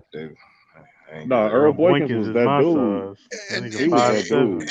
And people don't realize, Khalil, just like tonight, there are levels to this shit. Yeah, there's multiple levels. I got another example, like DJ Augustine. DJ Augustine looked like small as hell. That dude strong as an ox, bro. Yeah. That dude strong as an ox, and he don't look it on TV. You can't really tell. He's going up against Titans, man. These dudes is Titans, man. Yeah, like I'm 6'5", bro. Yeah. I would be regular in the NBA. I'd be looking little on y'all screens. Like y'all would be looking at me like, and then when y'all see me to the average Joe, you a fucking gigantic motherfucker. Yeah, but like to the NBA, dude, I'm undersized. I'm regular. The average height in the NBA is like what 6'7", 6'8". I'll be undersized in the NBA. You be a shooting guard or point guard. Like that's what these dudes don't realize. Like they don't understand. Like these is the best of the best. So you sitting there calling somebody trash. I remember watching this video with Brian Scalabrine. He had this dude calling him trash, this fan. So he invited this fan out, and this nigga Brian Scalabrine looked like Larry Bird against this motherfucker. That's how he would look against everybody that's not in the NBA. Like these dudes is you talking about the highest of the high, bro. Like y'all athletes in the world. Like Tristan Thompson could cook motherfuckers. Y'all remember that show? Say what? Average Joe. Average Joe's, yeah. Yeah, look at what Dwight Howard does. Pros versus Joes. Yeah. Look at Dwight Howard in the Chinese league over there. This nigga hitting step back, fadeaway threes and all this shit. He would never do that shit in the NBA. Shit, they had Drummond do that video I seen earlier today. Drummond up here hitting Curry type shots. Yeah, like I mean, the NBA is serious, man. That's an elite fucking class of motherfuckers, man. And you talking about motherfuckers that can do everything on the court, man. Like, and people like Jared just call these people trash and dismiss them and say they ain't shit. Like, dude, you don't have no clue what you talking about. No clue. Like, you look like you got no athletic bone in your fucking body, bro. You supposed to take advice from your ass. You can say some of that stuff to be funny or, you know what I'm saying, to lighten the mood up a little bit, but to be your average take. That's your everyday take. Is That's that what he it's like, say bro? every day, and then he try to Yeah, act like he the voice of reason or something. Like I'm trying to hold these players accountable. Like who the fuck is you to Like hold anybody somebody. accountable for anything? yeah. Like you, You Dumbass can't you say shit. the, that. like you That can't be your fucking, everyday take, my nigga. like this Like nigga nigga, yeah, fucking go ahead. Gandalf the Grey or some shit. Like motherfuckers is going to you for shit. Like don't nobody give a fuck about you, Jared. Like Hey, nigga, and You ain't. you Jared, fucking exposed, man. You can't say you care about winning, but you pick a motherfucker with 5 less rings than the dude who has 11 chips. The fuck? He called that nigga Gandalf the Great. Yeah, I that's what he know, think he is, and I bro. was gonna Like, say that Gandalf. right when he said that. I was gonna say that Jared, Khalil, he means well. Don't go home and hang yourself. All right, we don't need like no he fucking, cyberbullying. like he Yoda or something. Like nigga, ain't nobody coming to you to get Oh clarification on shit! somebody's career. Like all you do is hate on LeBron James. Like that's what you known for. You, Pootie Smooth, SFM. That's what y'all do. Like you need Lamont trolls like cooked y'all to Pootie. balance shit out. Yeah, he Hey, did cook them. That's nah, why I went up you on the did too. panel. That shit was funny. I heard that shit. I was listening Nah, to it. man, That's because I'm crazy. just like, dude, that's all you do. Like, you don't never come up here and say anything intelligent. Like when real basketball conversations is being had, you notice he's sitting on his hands, like, and he ain't saying nothing. He don't engage or nothing. He'll wait till Yeah, somebody say something he agree with, and then he ad lib it or something. Like he'll that's wait for not like you LeBron topic. wasting. Yeah, you Yeah. wasting a spot up there. Like for somebody who really know the game can go up there and say something. Like you just in He there doesn't for shoot the nothing. three. True. Nah, because he Hey, won't say shit until LeBron's mentioned. As soon as LeBron's mentioned, then he'll that's start funny talking. because Jared brought that up today on Kareem. He goes, he can't shoot the three. Man, he only took Oh, like he was serious. the nigga only He was took for like real. 2 threes in his whole life. How many threes did he Oh, take in his whole Man, life? Like Kareem was two One. or taking He that made three? fucking sky hook, I thought man. it was one. Yeah, one or he two. made one. I know he made 1 3, but Then I it don't was know Man, how two many. attempts. it was Two probably at the attempts two at I or the shot thought you clock, was three. being endless shot clock or sarcastic, something. Bees, earlier when he did. I thought you was that being just going to show you how sarcastic. dumb he No, is. that's what Like he said, bro. Yeah, I Dang, he seen that. couldn't Yeah, he shoot said the that. three. Like listen to how dumb that sound. This is that's a fucking crazy, Jared. Fuck. 7'2" center. Like why would he be out there shooting threes in that Bro, era? even though Jared, you Kareem's gotta a do great better, player, bro. Jared, I remember you saying this shit months ago. I've been calling your ass ever since. You, when I said it earlier, you said in Kareem's last year, he was a top 2 player in the fucking league. I will never let that go. You said that In shit. '89. Yes. Dude, Kareem is the best player ever, man. To me, he is at least. No, I'm That saying his motherfucker was last year. phenomenal. Oh Now shit. Kareem only averaged like what 17 points a game in his last That's season, but crazy, I bro. mean his career like, and that's what I was saying long before. Like, and I heard Bees even say this. When did Michael Jordan pass Kareem? Because nobody held Michael Jordan to that same standard. And I always tell the hardcore Jordan fans, who was the best high school player, Michael Jordan or Kareem Abdul-Jabbar? Kareem. They picked Kareem. Jordan Who was the probably. best college? Who was the best college player? Kareem or Kareem. so how Kareem, the fuck yeah. did Michael Jordan? It's by far. It's not even close. Kareem lost 1 game in high school and he lost 1 game in college. I So he got already Jordan in the got Michael pros. Jordan beat. I don't So care. how the fuck did he all of a sudden when they get to the NBA he surpassed the motherfucker that he was always under just based off a 6-0 record? Like that shit is stupid to me. The teacher can pass the student. That's Hell why. no. Like Kareem got more points than him. He got more everything than him. More MVPs, like literally everything more than him. And he was the best college and high school player, way better. It wasn't even close. Jordan got cut in high school. So Khalil. it's like You ain't got to by bring up old far. stuff like that. No, Hey, I'm just Khalil. saying, bro. I I'm don't just get it, playing. bro. I'm playing with you. No, Khalil. You got to say it right, Khalil. Kareem has the most Michael Jordan awards. Nah, I can't believe Oh that yeah. dumb shit they done did. That shit's stupid as fuck. How the fuck Kareem got the most MVPs, but that shit's named after Jordan? We He know why got they did that, more. He man. Well, I got know more why. fucking defensive player. He got more What defensive else you teams. gonna do? Like Kareem was just overall better than Michael Jordan, and nobody looked at Michael Jordan and said, "You got to do what Kareem did or better." It was like Cause once Michael Jordan got on the scene, everybody else got to be compared to his career, including LeBron and Kobe. If you go compare anybody, Kobe would be the one you compare because that's the most that's like Jordan. Yeah. LeBron is a small forward, 6'9", 260. How the fuck do you compare that to a 6'6" shooting guard that played a totally different position, whose responsibilities on the floor was completely different than Michael Jordan's? Completely different. Two Yeah. totally different players. Like, I don't understand the correlation. And people will run with these narratives like Jared. Oh, well, LeBron lost this in the finals, and he lost this in the finals, and he got some losses. The motherfucker went to 10 of them. Like, that's half his fucking career. Facts. Oh, on some real shit. Do you with Michael Jordan? Do you think we know the media played a part, but as far as on the court, do you think because it was a big man's era and a shooting guard and scoring champion can't really lead a team to a championship, so for him to dominate that type of era and then sort of in the future the guards are the basically the most dominant players now in the league, more skilled players, and the centers have kind of been outlawed. Do you think Jordan gets more credit for that, and why we kind of push him that high? Because it's like, man, he kind of changed the game a little bit. I mean, you can say that. It's kind of like how, to go back into boxing, you had the heavyweights dominate boxing. Then here come little bitty Floyd, and he flagshipped the sport for as many years as he did. It's kind of that effect where you kind of over elevate him to a degree based off the fact that it was. I mean, it's just kind of like what you think in Curry. To me, the wings dominate basketball now. And the old adage in basketball was that a jump shooting team couldn't win a championship, and Curry kind of broke that mold. So I think Curry get pushed based off that old adage that the jump shooting teams couldn't win a championship. So now that Curry broke that mold, a lot of people gonna elevate him to broader heights. Like, to me, honestly, with Michael Jordan, as great as he was, he needed other elements around him to be perfect for him to really excel. Like, for people to kind of shit on Scottie Pippen, and I saw this play out in real time.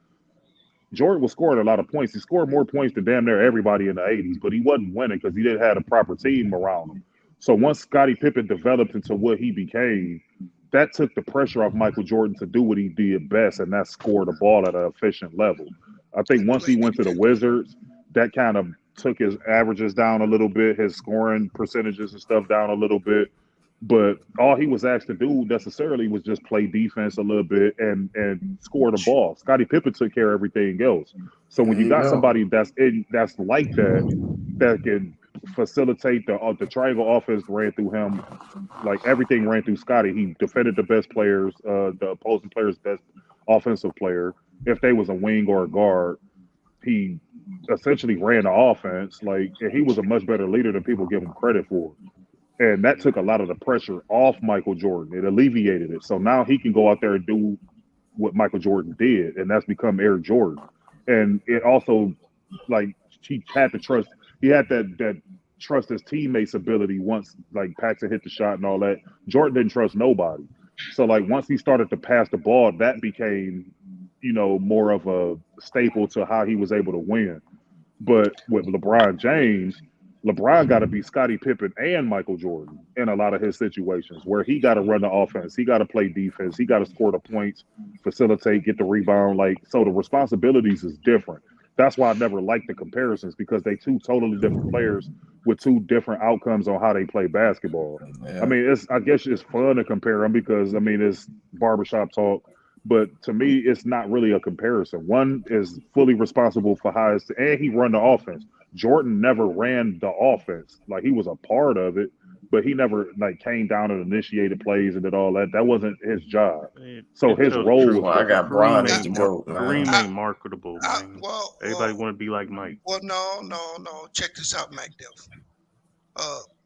see, I believe the guards took over basketball because of capitalism, right?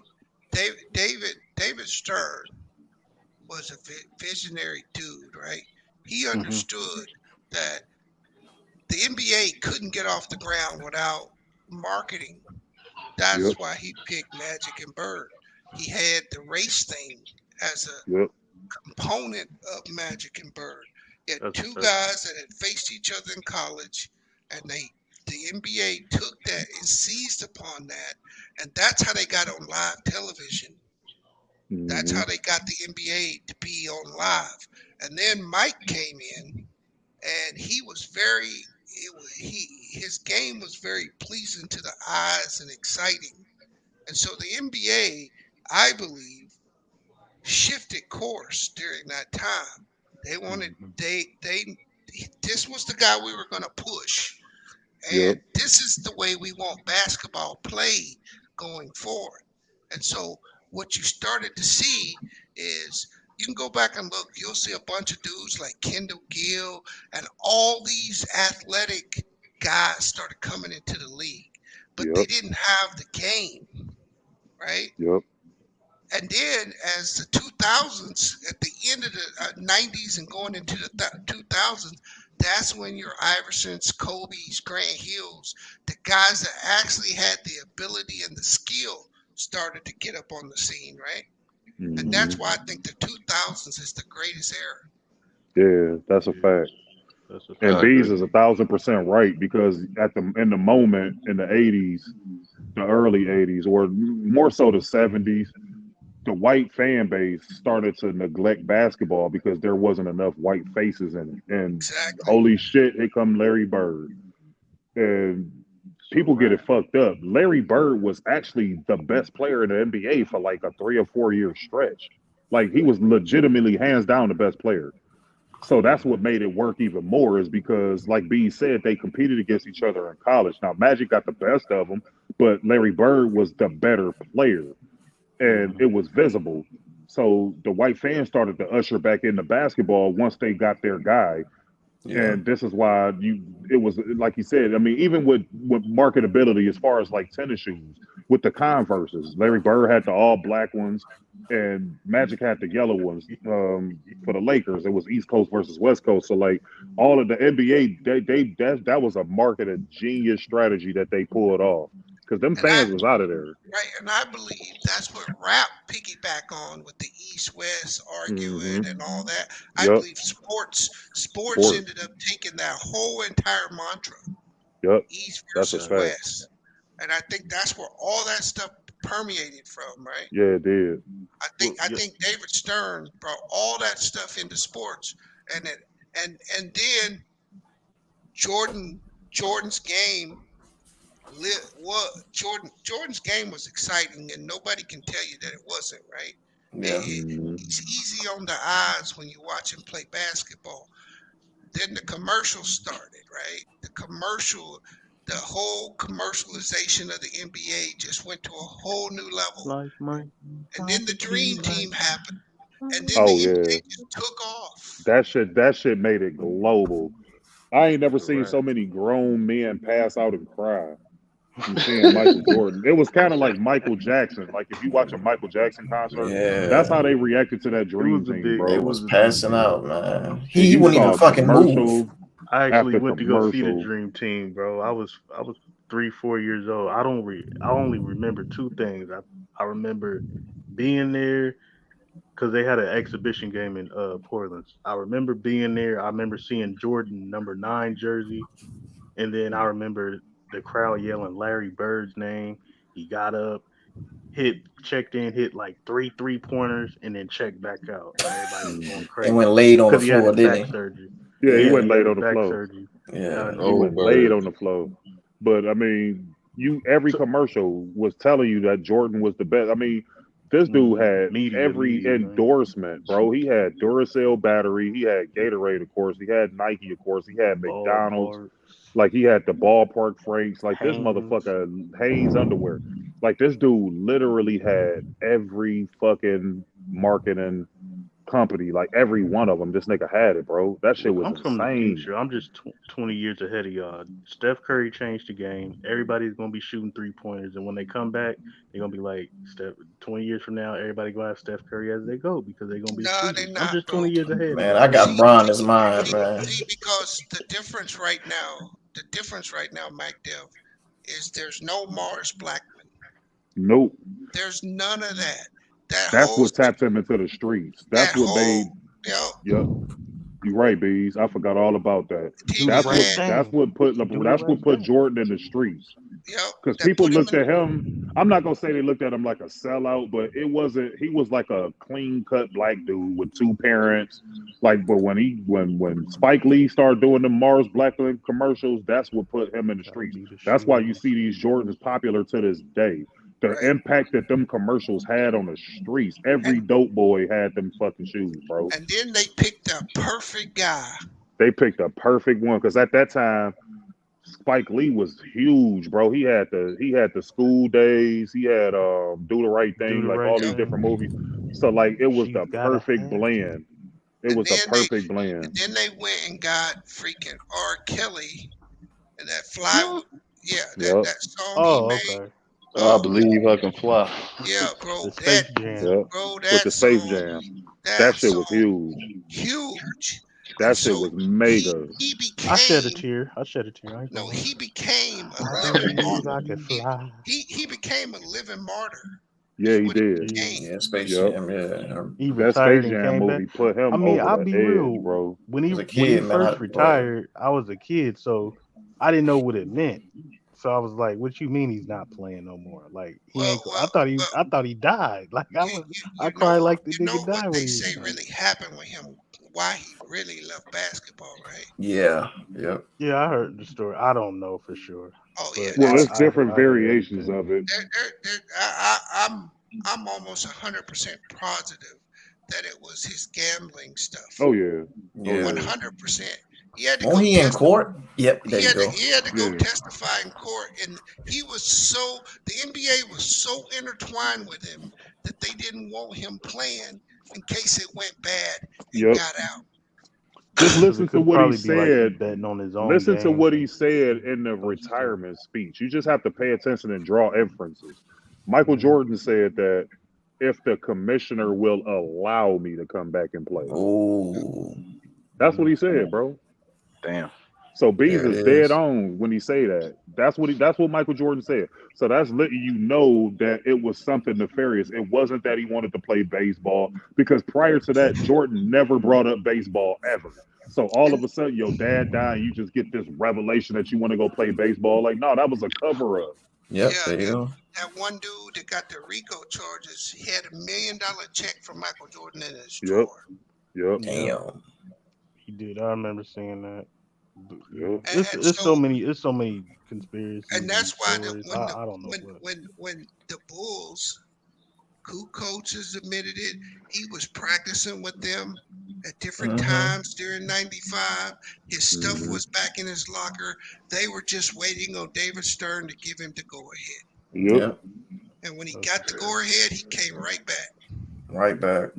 That's why when people used to make those excuses up about him being rusty, like, no, Michael Jordan was playing in live action basketball against his teammates and all that. Like, he been charged up, ready to go. Like, baseball was just the cover up. You don't get fucking rusty and drop 55, bro. Forced to pay. I don't believe because they lost Horace Grant, they would not have won 8 chips. They would not have beat the Houston Rockets. Nope. And without getting Dennis Rodman, they would have not won another chip. That's a fact. I believe that. I think the 94 team would have did it, but the 95 team, when they lost Horace, nah. They had no replacement for that. I mean, just think about this, bro. Jordan, you hear stories of these players talk about how, like, the one player, he said he invited Jordan over his house and he was cheating in a card game. That's how competitive Michael Jordan was. You mean to tell me that this motherfucker went to go play baseball and wasn't competitive at all? We talking about Jordan at his height, in his peak. Negated 2 years or a year off his career to go play a sport that he never played prior to that. Like, come on, man. Like, this nigga was ultra competitive. And a lot of people forget Horace Grant, man. He don't get any credit for being as good as a role player he was. No, he don't. But a lot of people don't remember that Horace Grant missed the series when the Bulls came back and beat Orlando. Yeah, he did. He missed that series. Yep. They don't ever bring that up, and he never even brought it up in The Last Dance. He didn't even mention Jared, you see that's the bullshit. Michael Jordan was practicing with that. Oh my fucking god! The whole season. Yeah. There's no asterisk in '95, bro. They lost to a better team, and Jordan wasn't clutch. Jordan was not clutch in that series. He had a time to be clutch. Got the ball stolen, didn't close game 5 and then closed game 6. Well, Jordan was so rusty, he averaged 30 in that 95. Averaged 30. Yeah, so rusty though. What make it even funny is when people remember in that game, in one of them games, he kept giving the ball to Luke Longley down the stretch of the game. Yep, the game. And he kept blowing layups and shit. So it's just like y'all criticize. That's what I'm saying. Like, and B said this a million times. Like, y'all just don't understand, bro. Michael Jordan would have been getting fucking cooked if social media was out and you got people like Jared was out during that time. He would have been getting cooked, man. He did a lot of the same shit y'all criticize LeBron for doing. He did the same fucking shit. And y'all just don't understand that. A really good comparison because I say this all the time. I see zero difference in the way LeBron has been advertised and Mike's been advertised. I just think it's the platforms are different. Yeah, they're just the platforms. Because I mean, back then you had Sports Illustrated magazine, you had ESPN magazine, you had your local paper. So like Jordan was still getting the lion's share of the coverage. Like he was still getting promoted all over the place. Like that's how far his reach was. Like you didn't have computer access to see what was going on in these people's lives and all that like you do now. You can go see what pair of pants Stephen Curry just bought or all this different shit. Like you didn't have access to them. So that's where the nostalgia. Seriously though, that's where the nostalgia for the 90s. I'm just being honest, bro. Like people don't understand that. Like the nostalgia, that's where that shit came from because you didn't really know what these dudes was doing. The only little inkling of what you knew what they was doing was when Amar Rashad used to do little interviews with him on Inside Stuff. Outside of that, I used to watch that every Saturday. You didn't know what these players was doing, so that's what brought the nostalgia. It's like, I wonder what they doing, man. I wonder what they drive. I wonder what they girlfriend look like. A lot of these dudes was really private and shit, man. So now in this era, you could tap into a dude's IG page or whatever and know exactly what they doing at every second of the fucking day. You can look at their profile on Twitter and see what they liking and shit. Yeah, everything. Like you got full access to these players. Actually, way too much. Way too much. But that's what brought the nostalgia into the 90s. Like it was more, private.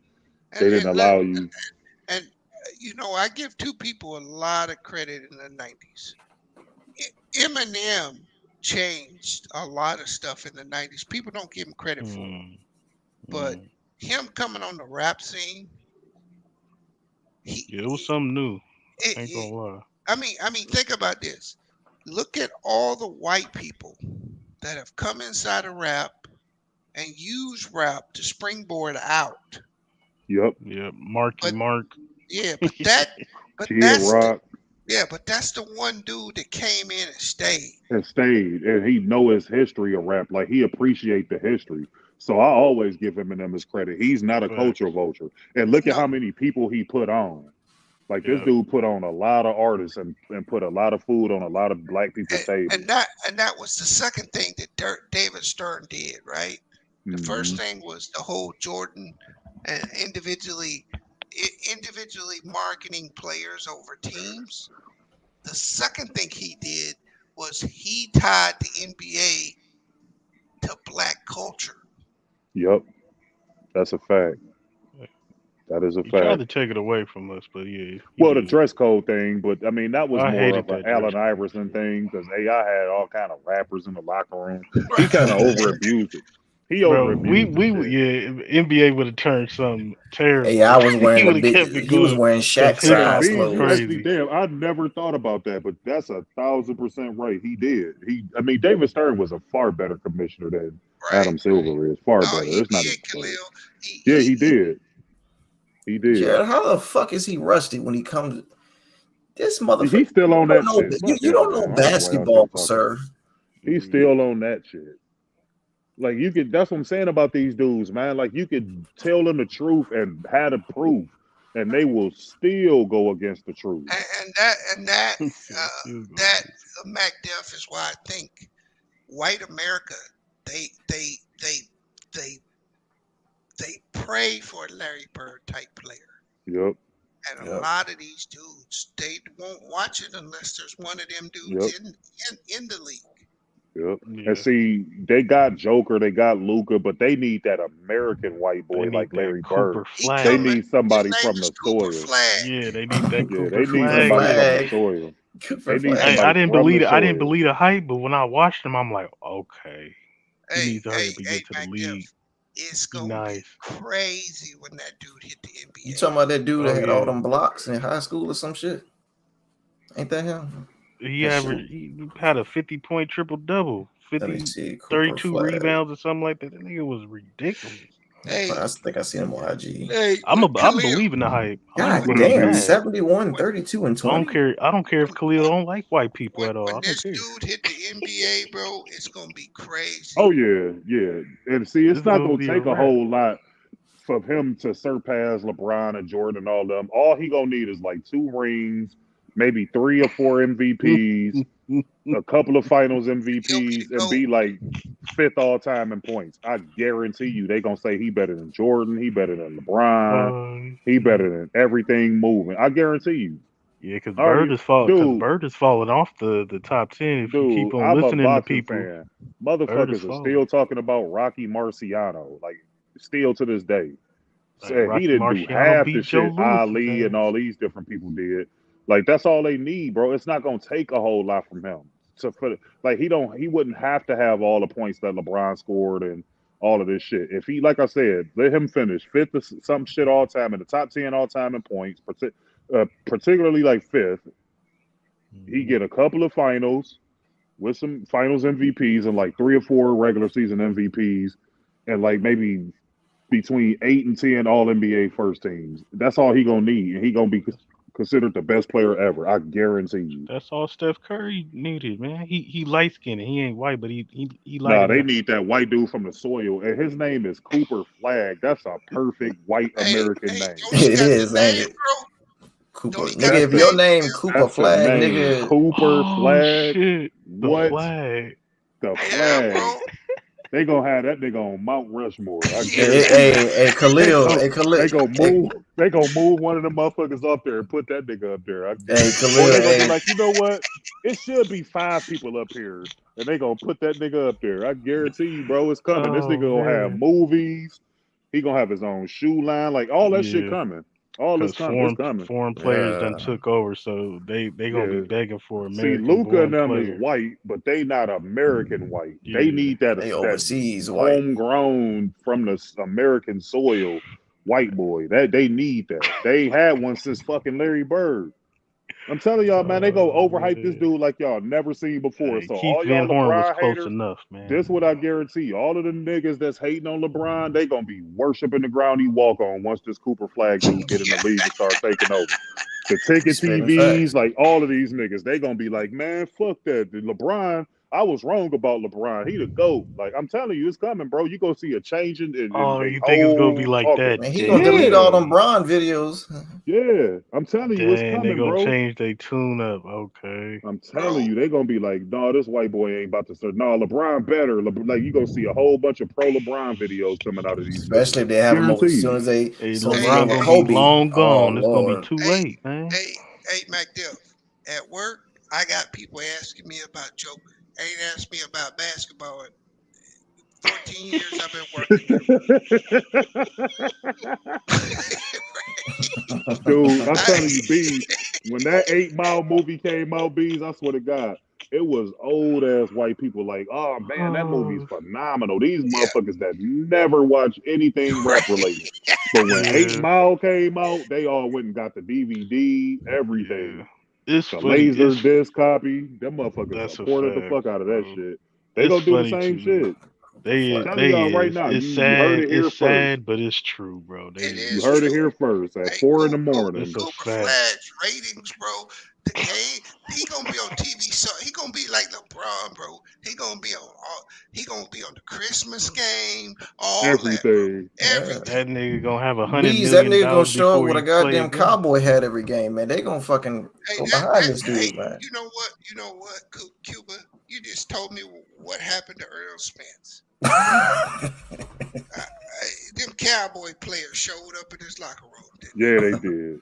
Hey, and let that nigga let Cooper Flag go to the Mavericks or something. It depends, like the market where he gonna be essential too. Don't let him go to Boston. Texas. Yeah. If he go to something like, because how old is he? He's still in high school or some shit, right? He's 15, 16.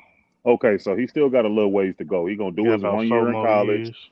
So in 4 years, one of these major cities gonna get that motherfucker. Let him go to the Washington. One more year, Washington they Wizards. don't got to go to college.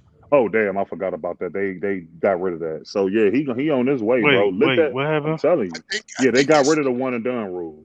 For real? Oh shit! So Bronny can No, I think it starts in 2024. Yeah.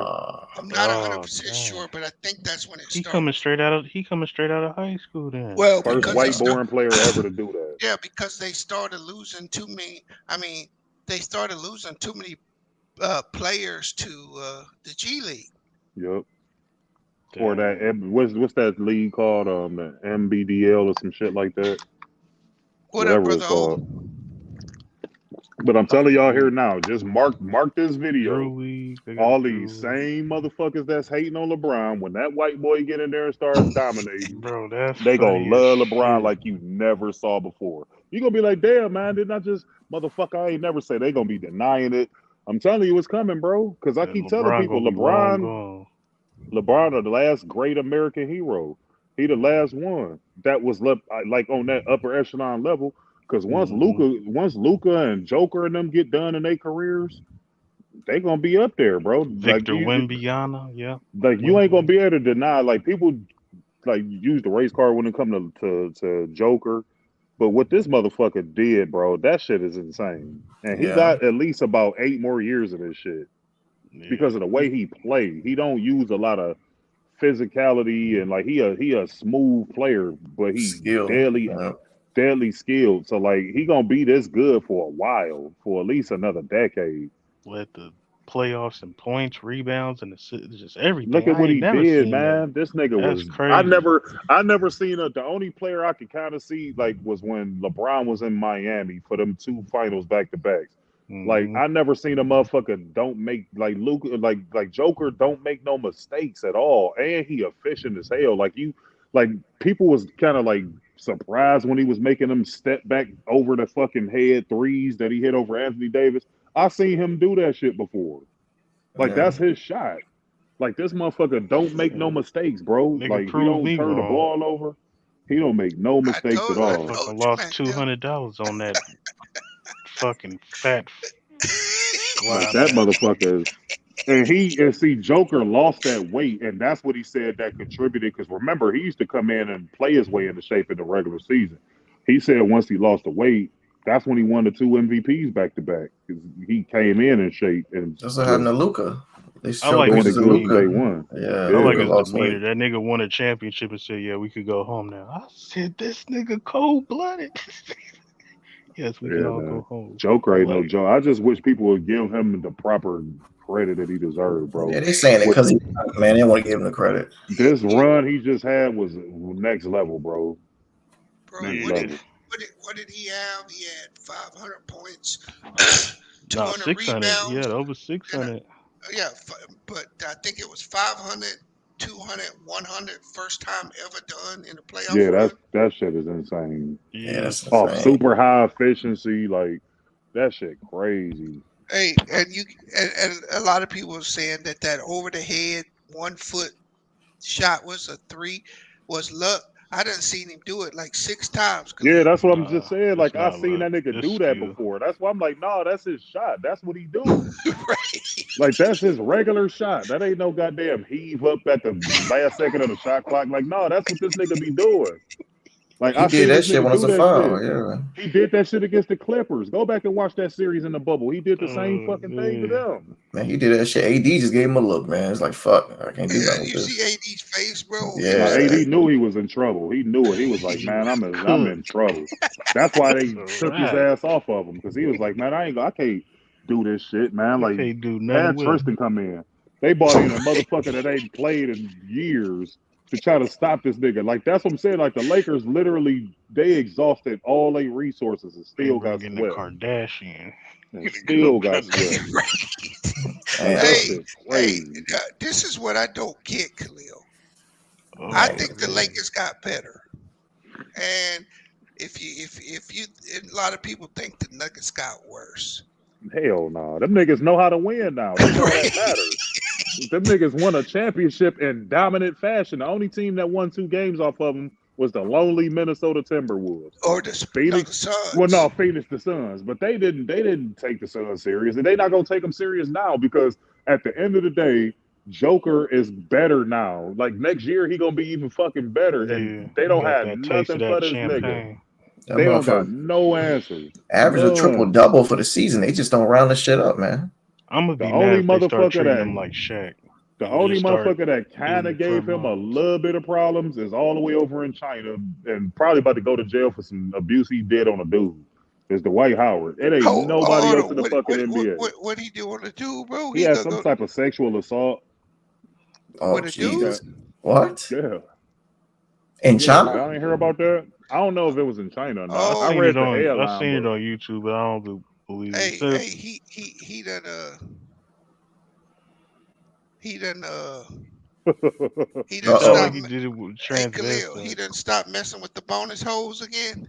Oh shit! The bonus holes. That's crazy. I can't believe that bullshit. They're messing with their pussy. Can you believe that? They call it girls bonus hole now. Yeah. Because they don't want to piss off the trans community. They call it what, a bonus hole? Man, get the fuck out of here, man. What kind of shit is that, man? No, I didn't know what you said. No. I think somebody asked. They don't want the word vagina used anymore. Because a woman now can have a penis. So they want they want women with vaginas to be called bonus holes. Bonus holes. Man, fuck that shit, man. Hey, I'm not kidding you, bro. That's real talk. That's real shit, bro. Bonus hole. Man, I ain't gonna talk this. We be having a conversation. I ain't gonna. And I ain't gonna say, man. She got a nice bonus hole, bro. They call a breast like some type of feeding something. I forgot what they called it, but they called it like a feeding tool or something. I don't know. Yeah. So that's what the LGBT is doing because hey, they done had some that been turned away from gynecologists and they putting up a big stink about that because they want to go get their stuff checked. Yep.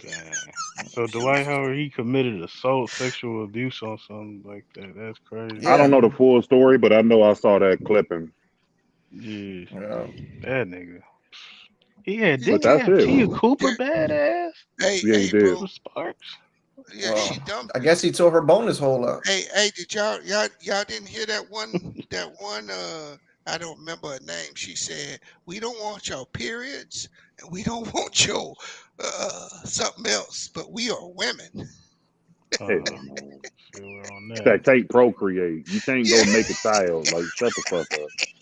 God. That shit is unbelievable how this world is turning into this shit. Hey, bro, I seen the article, Khalil, that one of them was trying to push that the person was gay, but they thought they was transsexual, so they had the surgery. But as they got older, they realized they was only gay. But the dude said being Quavious. But the dude said, or the woman, she said that his hole keeps closing up, so he's got to go in like every month to get it redilated. That shit fucking bullshit. He's got to go to the doctor his whole life or her whole life. She. Yeah, cause it's Poonan. He keeps trying to fucking seal itself back up. Because motherfucker, you ain't supposed to have it. I gotta open up my fake. But these people realize that everybody gonna die one day. So what are you gonna like? Come on, man. Hey, what up, Sean? Hey, bro. Crazy. You know what it is, and I don't know where people's religion is, and I don't want to get into religion, But man, these people think they God now, don't they? Yeah, they do. They doing godly acts. Well, trying to anyway. That's a fact. Disgusting. That shit is disgusting. Like they making clones. These robots is about to take over. I gotta finish watching that movie, man. Hey, yeah, I was about to ask about it. I still ain't seen it yet. I got like 50 minutes. The day clone Tyrone.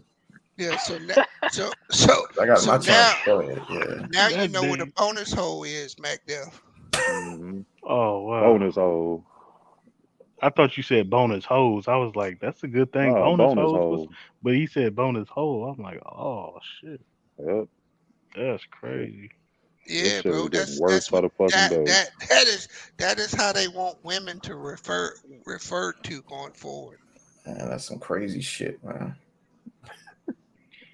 Well, what this world come up with next time on Dragon Ball Z? It's gonna be another episode. What's up? We will be talking about bonus holes today. Oh, Dwight Howard, dumbass, man. Yeah, but that's the only nigga that's out here that could kind of semi-guard this motherfucker. Like, ain't nobody gonna do that with them. Embiid guards him pretty well. Yeah, but Embiid ain't gonna even get to the finals to see him.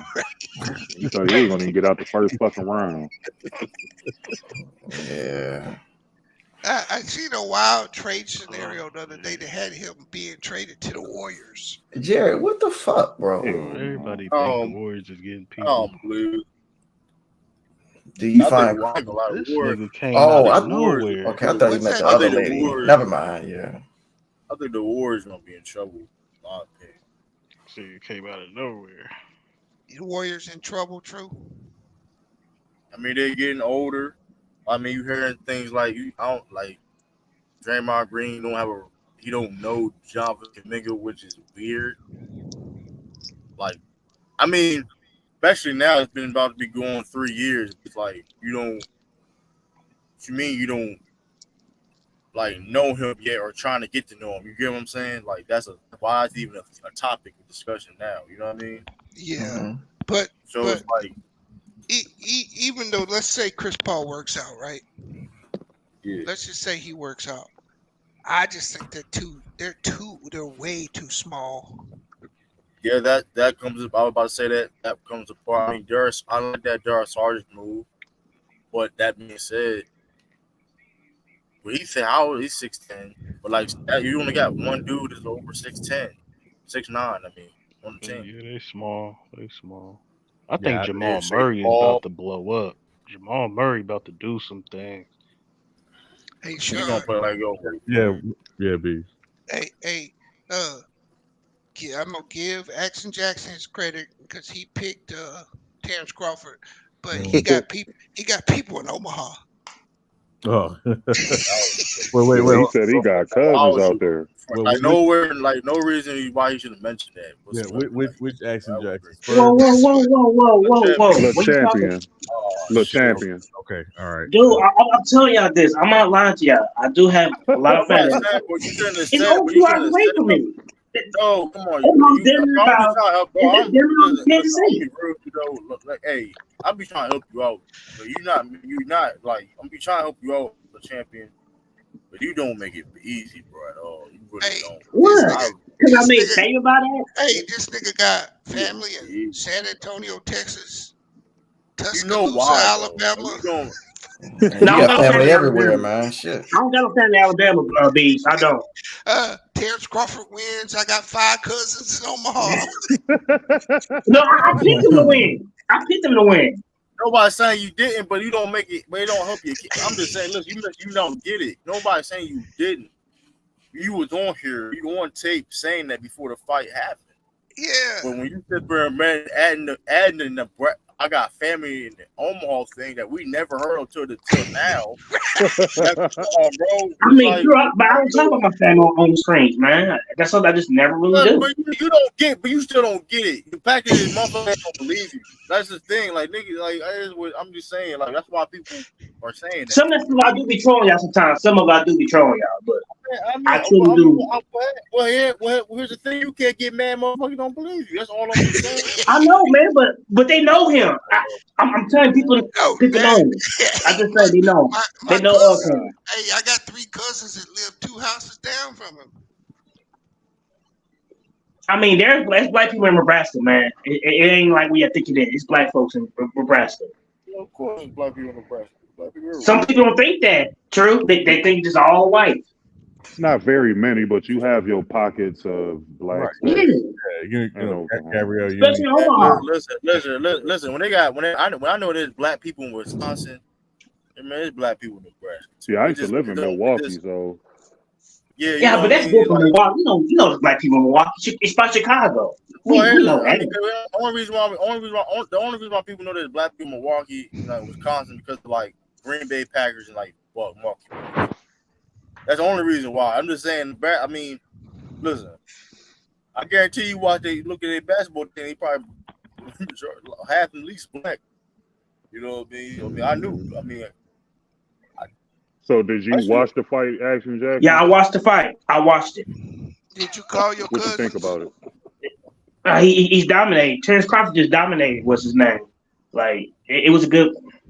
He had a good fight. Yes, he did. I'm still tripping on that shit, I bro. told him I don't think I've been this wrong on anything in my life. I'm just saying, man. I don't got no family in Alabama. Ain't no family in Alabama.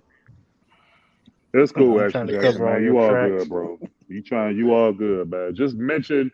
So before anything else take place, do you got any other family anywhere else? Just tell us now. Just let us know in case somebody else wins. Okay, can I be honest with y'all, man? I'm gonna be honest with y'all. Right, my family origins come from Arkansas and Texas and Oklahoma. So that's originally where my family's from. Okay. No, I'm not Arkansas Razorback fan. No.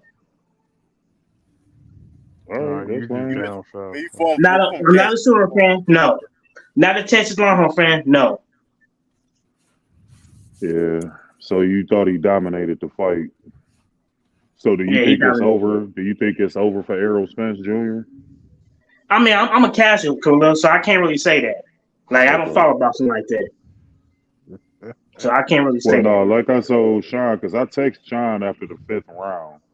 To me, that was the round that opened everything up. And I said, this nigga getting his ass whooped. In that round, Terrence hit this nigga with every fucking thing. That's why I was just like, oh, shit, this shit over with. Yeah. It's over with. Yeah. I mean, I was just shocked that Spence made no adjustments in the fight. Zero. Like none. You look like a regular dude out there, man. You look regular. Literally. It was literally like watching Floyd Mayweather in his prime just really pick apart a dude that's supposed to be nice like that. Yeah, that shit was bad, man. Bad depression shit. And it was even worse, like in a section I was in, because it was like mostly all Errol Spence fans, and they was so dejected. And my cousin, stupid ass, he like, man, why don't y'all cheer up, start clapping? Why y'all so quiet? I'm like, man, leave these motherfuckers alone before they start fighting us and shit. Stupid ass nigga. Like I'm talking about, man, they was so fucking quiet over there. Like that section of the fight was so quiet. Like, I was just like, wow. And you could hear the punches. Like, I was just like, man. And then he had, like, because Terrence had on, like, them gray gloves. Like, you could see the blood on his gloves. I was like, man, he beating the fucking shit out this nigga, man. Like, this shit is getting bad. You know, last time Spence fought? My fault. I was curious, like, when the last time Spence had a fight? 15 months ago when he fought Ugas. Yeah. Yeah, that shit don't go. Yeah.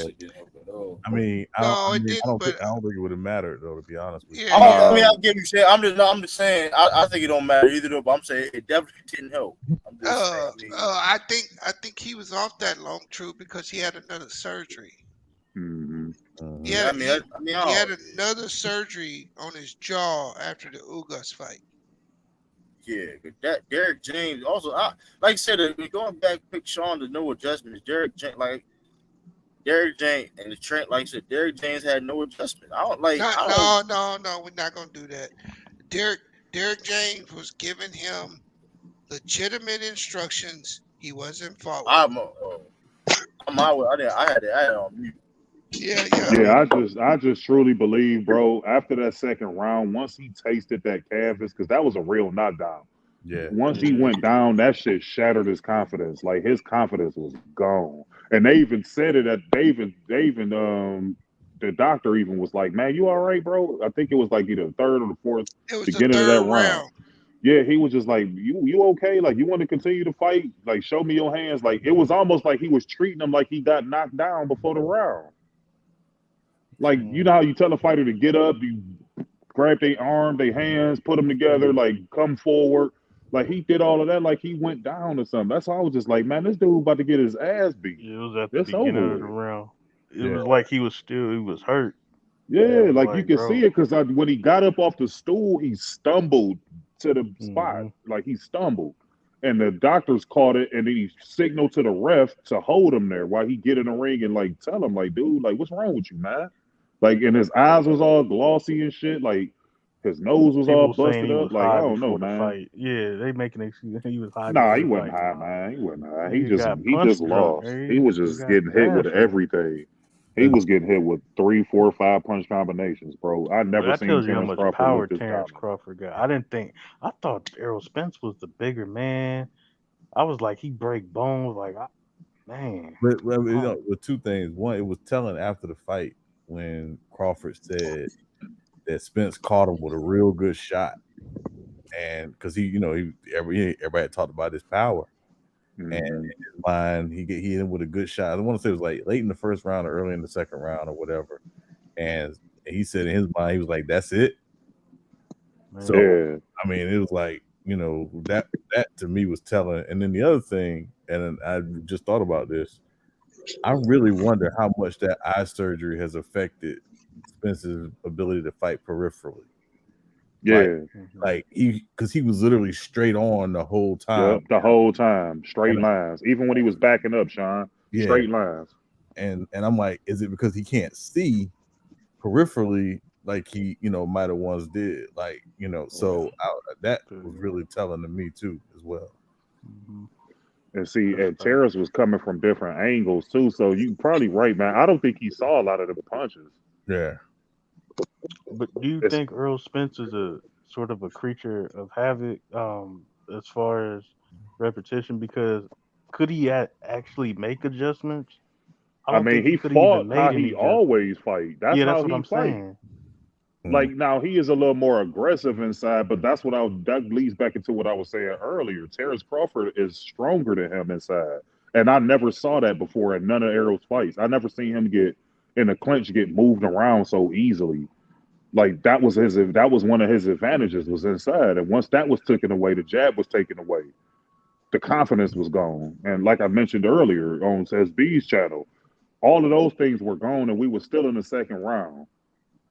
So now you really fighting an uphill battle, and it was just too much for him to overcome. Terrence was, if you look at his face the whole time, and I was watching the big screen, he didn't smile. Like normally Terrence be joking in there. He'd be, even when he was knocking him down, like his composure was just through the roof. He wanted to make a statement and put it on Errol for all the shit that was going on throughout this whole 5 years we've been waiting on this fight. And like I said, that segment on YouTube, the LDBC, a lot of them channels was over there shitting on him and disrespecting him and saying he ain't fight nobody and all this shit. He took that shit personal. And he took it all out on Errol Spence. And he fought Errol Spence. He was like, by proxy, he was like the fan. So he was beating them up for all them fans that was shitting on him and talking shit about him and all that. That was for them. And I've been on here with y'all since I left the building. But I'm going to get on them channels and see what these niggas got, what excuses they going to make. Because they going to make shit up that Errol didn't even say himself. Like Errol said, nah, he was just a better man. He didn't make no excuses. I was rusty. He didn't say any of that stuff. He just said, I lost to the better man. That's it. Yeah. But a wash though, no, I didn't expect no wash. I didn't. Nobody did. But like I said, like what Bees was saying, like I switched my pick a few weeks back because when I got done with the film study, and this was like maybe 3 fights in, what I noticed about Terrence that I really didn't pick up on is he the most dangerous fighter I ever seen when he backing up. Like that's where a lot of his power is generated from. It's kind of weird because normally you got to sit down on your shots. His shots is generated off his back foot, and that's disastrous for Errol, who is a come forward fighter. So if he's on his back foot, is that just a lot of power he got? That's where a lot of his shit is generated from, his back foot. Like I've never seen that. Like when he uppercutted him, he was backing up, and then he slightly dipped in and hit him with the uppercut. That's the first knockdown. Yeah. I mean, it's unorthodox power. I mean, yeah, like it's weird. Like it could come from any angle, from either hand. It don't matter. It's weird. Like he just got a weird style. Before, then? Never. That was his first time ever being knocked down. Yeah, and then the other thing too was, I'm sorry, Khalil. No, you good. I knew Crawford was a really good counterpuncher. He was an expert counterpuncher tonight. Like it was like just. And he said, I mean, he even said it because, like, I think they, he went to camp and they basically like, you gotta basically be on guard for that jab. If you can be on guard for that jab, you're gonna have some spots to get in there. And he was on guard for that jab. And for him, to, I mean, 58% of his power punches, that's unheard of. It is. And they say he's like right-handed, but he uses his left hand a lot. Like. That's what they were saying. He switched stances, but see, I think what the initial game plan for Errol was, he thought that he would come out in the orthodox stance, so he was prepared for that. But Errol stayed southpaw. I mean, Terrence stayed southpaw the whole fight, and he started fast. He's a traditionally slow starter, and I think that also played a part in disrupting Errol's rhythm. And he smothered a lot of Errol's work. That's why he couldn't get that jab off. Like he was walking him down the whole fucking fight. It didn't look like he was slow starter today. He was dominating. I mean, like I said earlier, bro, he did everything perfect. Like this was the best Terrence Crawford I had ever seen. Like everything was perfect. Like Sean said, like when you texted me, when you said his IQ in the ring, like his ability to change certain game plans on the fly like that. Like he didn't throw that many jabs, but his jab was precise when he did. His counter punching, I guarantee you that was at like 90% he landed on his counter punches. Yeah. Like everything was perfect. Even in the clinch, he knew how to disrupt Errol's rhythm. He kept moving him slightly to the left, slightly to the right. He was throwing his rhythm off. Like everything he did in the ring was perfect. Yeah. And Errol fought the way he normally fight. It was just he just went up against the dude who got more in the toolbox. He didn't break a sweat when he was in that ring. He didn't break a sweat. He didn't look flustered at all. Like he didn't look bothered by nothing. He didn't get hurt or nothing. It was just nothing. It was just complete domination. If they go ahead, no, go ahead, Mater. No, go ahead. I was gonna say because we all probably agree that we didn't see anything that Spence did that we could say he could take that into the next fight and work off that. No, nothing. Like, yeah, and the fight was a blur, bro. I promise you, just being in there live, the fight just blew by so fucking fast. And I just can't remember nothing Errol Spence did of note. Like, I understand Terrence said that he landed a shot here. I think Bees pointed out he landed a shot here or there early in the fight. I don't remember any of that shit. It was just a clear wipeout to me. Like the fight literally lasted like 20 minutes, it seemed like. Yeah. And there was a lot of excitement on one half of the fucking building. The other half where I was at was just complete silence. You could hear a fucking rat pissing on cotton over there where I was at. It was bad. That's why I could hear them punches. You know, it's crazy. I was trying to think of like a sports comparison. And, and Bees and Khalil, y'all remember this. Remember when David Robinson had to face Olajuwon after Robinson won the MVP? Oh, yeah, he got fucking mauled. He got mauled. Everybody's like, oh, yeah, they equal. Like, real? I'm finna show you. Okay. And that's literally what happened tonight. It was like, oh, we equals? Okay, I'm finna show you. And that was like Mortal Kombat. If that was Mortal Kombat, he flawless victory that nigga and hit him with the finishing move. Yeah. Like that shit was all bad. Somebody he never been knocked down. He got knocked down 2 times. No, he got knocked down like 3 or 4 times. Three times. And then see that ref saved him because he was about to get brutally knocked out. That's what I'm saying. That's what I was looking at. Yeah, that's crazy, man. See, what was that sequence where he hit him? No, go ahead, I didn't know if he was going to get knocked out. I thought he was going to get hurt. Yeah. I didn't think the knockdown would come so early. I knew it was coming because I picked Crawford by knockout, but I didn't think it would come in the second fucking round. What surprised me, Khalil, I thought it was more of an off-balance shot, but somehow it hurt him.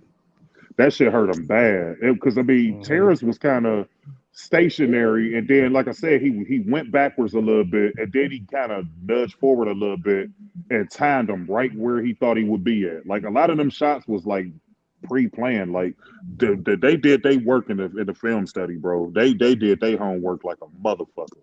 They knew where he was gonna be at everywhere in that fight. He could everywhere. Like they was like Terrence was throwing punches and Errol was walking right into him. Like they knew where he would be at and see what Terrence was doing is he'd throw a punch just to get his attention and get him to react to it, and then he'd throw the initial punch he meant to throw. So it was just like everything he did worked, bro. That shit crazy. I didn't think Errol would go out like that.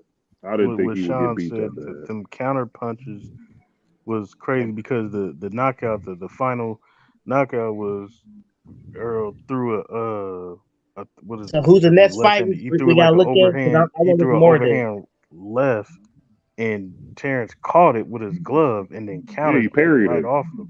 Yeah. He was parrying a lot of his shots, and then he would throw with him in certain exchanges. Because, like B said, well, whichever one of y'all, where he said, "Where you shine," he said, "That's it." So now he know his power level because that was a clean shot. He probably got hit with, so he knew his power level. So he was like, "All right."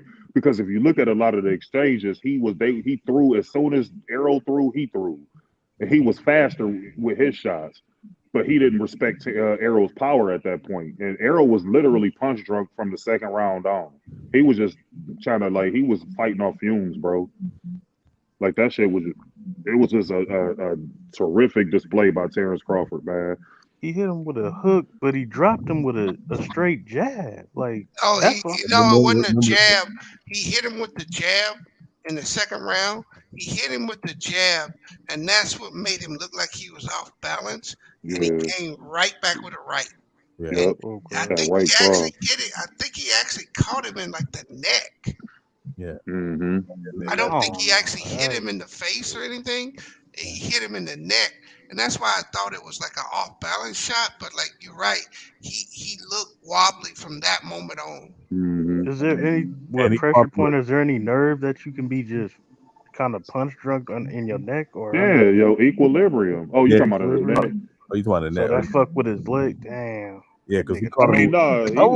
He was punch drunk, bro, for 90% of that fight. After that second round, like I said, what opened it up for me was that fifth round, and that's when I take Sean like this nigga getting his ass beat. Like you can literally hear them punches from the fucking Raptors, and this nigga was getting hit with everything Sean Porter threw. Terrence Crawford threw, like literally everything. Like he was out there toying with that nigga, man. Like he was practicing new moves and shit. Man, like I ain't never seen Errol get beat up that bad. I mean, he could come back from it, but I'm just saying if they rematch, I'm like, what do you do? He can't come back from that, bro. Hell no. Do you try to pressure him more? Do you just try to go in with your guard and pressure? You can't teach an old dog new tricks, bro. This is the way Errol been fighting his whole career. Yeah, and he basically, in my opinion, he'd have to adopt like a Mexican style. That's what I'm saying. Where he's gonna with a high guard, on his hip. Yeah, the entire fight. Just brawl it out. That's all. But I think if he actually turned, if he didn't back straight out from his exchanges, he wouldn't have got hit by half those punches. Yeah, because most of those was him backing out. And see, that was a big issue going into the fight, as well as lunging punches. Like, he did a decent job at not doing that as much like he did in the Ugas fight, but he lunged in too much. Like, he off balance. So even if Terrence glazed him with a shot, it's going to drop him because he off balance. And Terrence hit so fucking hard, like it was just like he was stinging him with them shots the whole fucking night. Like every shot he threw was with bad intentions, man. Like he really wanted to knock him out and make a statement, and not exercise that rematch. No, he ain't trying to do nothing. He wanted to dog walk him. He wanted to dog walk him, and that's exactly what he did. He dog walked him the whole fight, and he finished him at the end.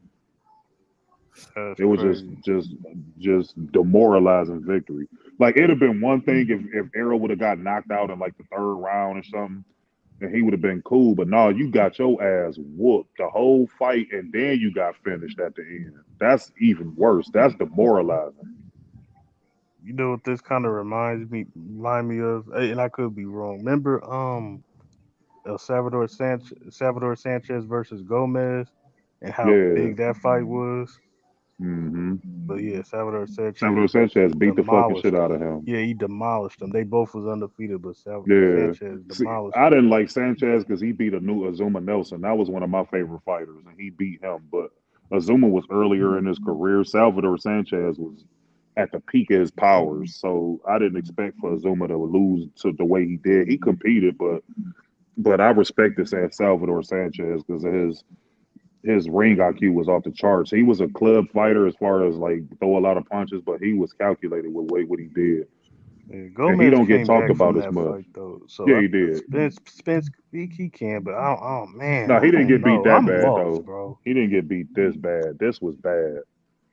This was really bad, bro.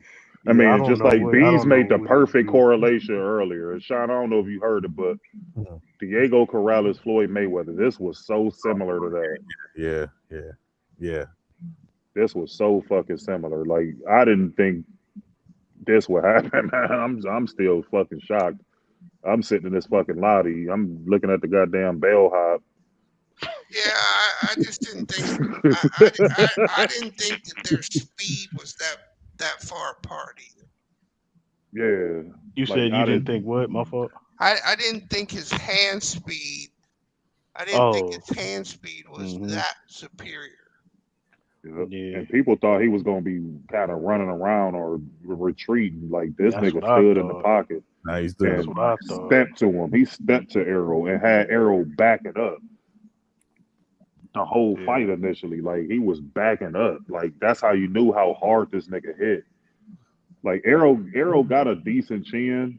I wouldn't question his chin after this because I mean this nigga done knocked out the last 10 opponents. This number 11. So I mean that's what he do. Like he got a higher knockout percentage at welterweight than he had at 140. Yeah. Like this nigga literally knocked out every fucking body at 147. Everybody. Yeah. So like it's not that far fetched. Like I do too, man. I never felt bad for a fighter like this since Trinidad lost to Bernard Hopkins. Like I'm hurt, bro. But why do you feel bad, bro? You said what?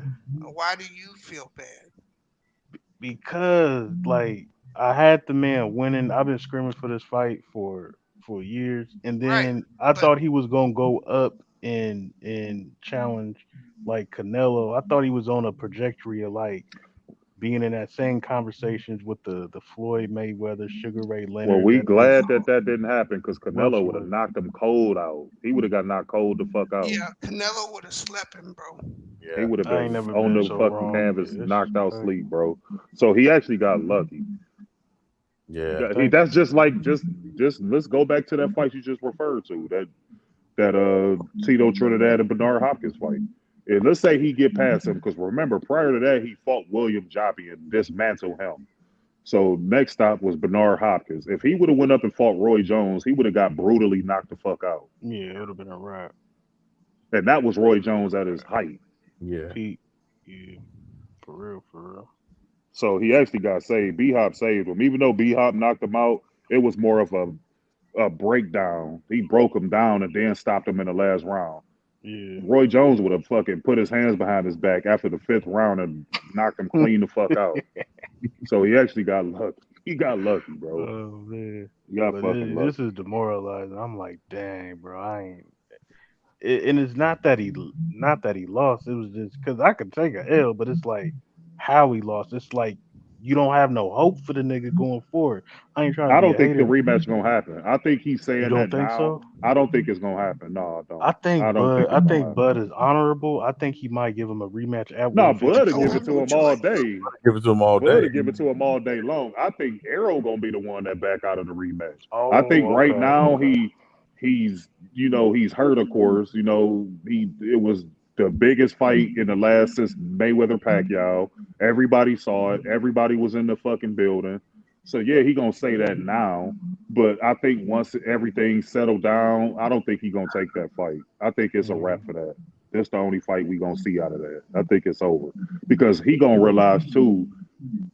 I don't have no answers for nothing he did. Like I'm still gonna fight the same way and get beat up. Like Bees came out with the perfect strategy, but Errol ain't gonna exercise that shit because the closer he get to him, the more shots he gonna fucking take. So he gonna end up getting knocked the fuck out. So I don't think he gonna do it. I think he just So gonna nowhere he can get better as far as like, hey, Errol is 33 years old. This is the way Errol always fought. Yeah. So I think what's gonna There ain't happen is nothing Errol to gonna do. fight somebody else like a mid-tier guy, so he don't go out with that loss on his record, that devastating loss, and then just retire after that. Like I think he comfortable enough with his money. He got a lot of investments down there in Texas. He got a really good relationship with Jerry Jones. So investments will be there for him. I think he's done with that. I think that so chapter is he need done. to be done boxing. He won't do no with boxing like he won't do no like Maybe he promoting or become a nothing like that. maybe he promote other fighters. I mean, there's some good fighters in Texas. He could tap Okay. into that market, but I just don't think that rematch gonna happen. Not after this shit. Like the See, more and more I think about it, I don't see it. I do, Khalil. And it's like I said earlier, the reason why I think it's going to happen is because he's done. Because What? just because, I mean, him taking a mid-level, a B-class fighter, that's going to be worse for him. He'd be better off just retiring because he don't really got nothing to prove. The dude made it back from that accident. Mm-hmm. He took the loss, just walk away. But that's not his makeup, right? It's not his makeup. So I don't see him taking like a B class fighter, getting a dub and walking away. I see him exercising the rematch option and looking at it from a payday standpoint and then walking away.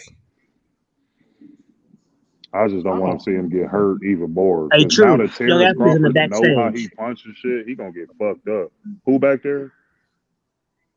Young Africa. Young Africa in the backstage. I think True might be asleep. Yeah, True out of there. Oh. He should have gave one of y'all the control of the channel. True came back Well, you and had to said something get about in the touch with Warriors. Taj, but you know. Yeah, Well, he was there just a minute ago. Yeah.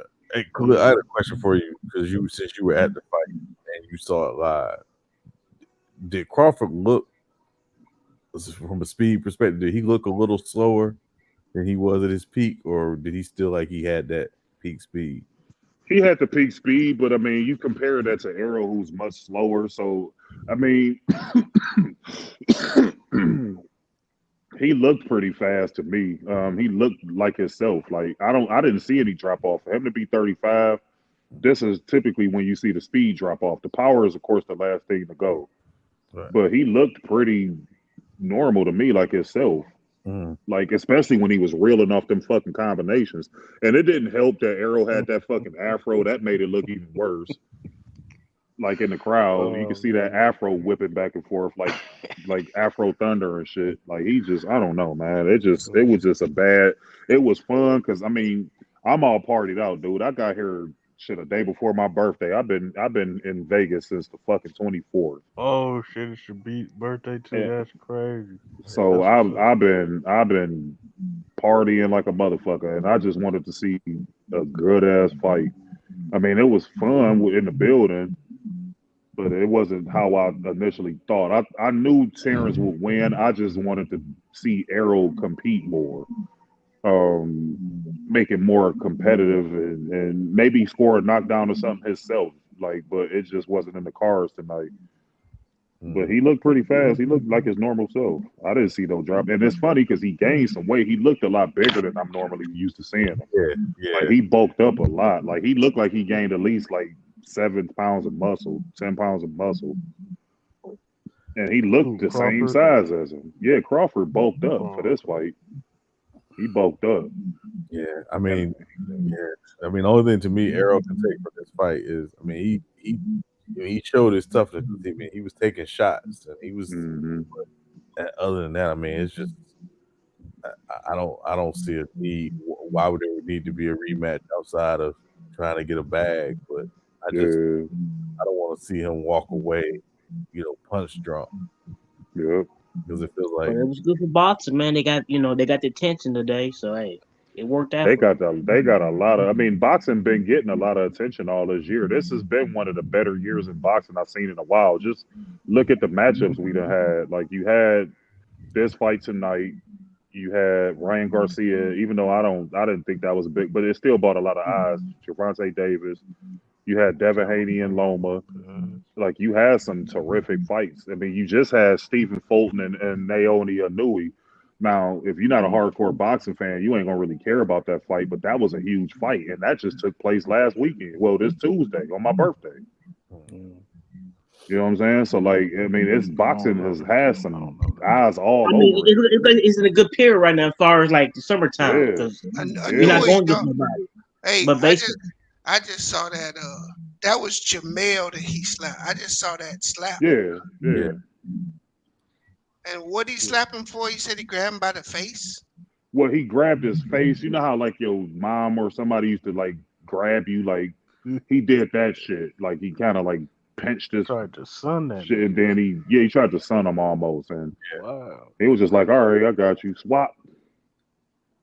When did that happen, Khalil? Before or this was before the fight? This was the day before the fight. Right. I'm saying this was during the weigh-in.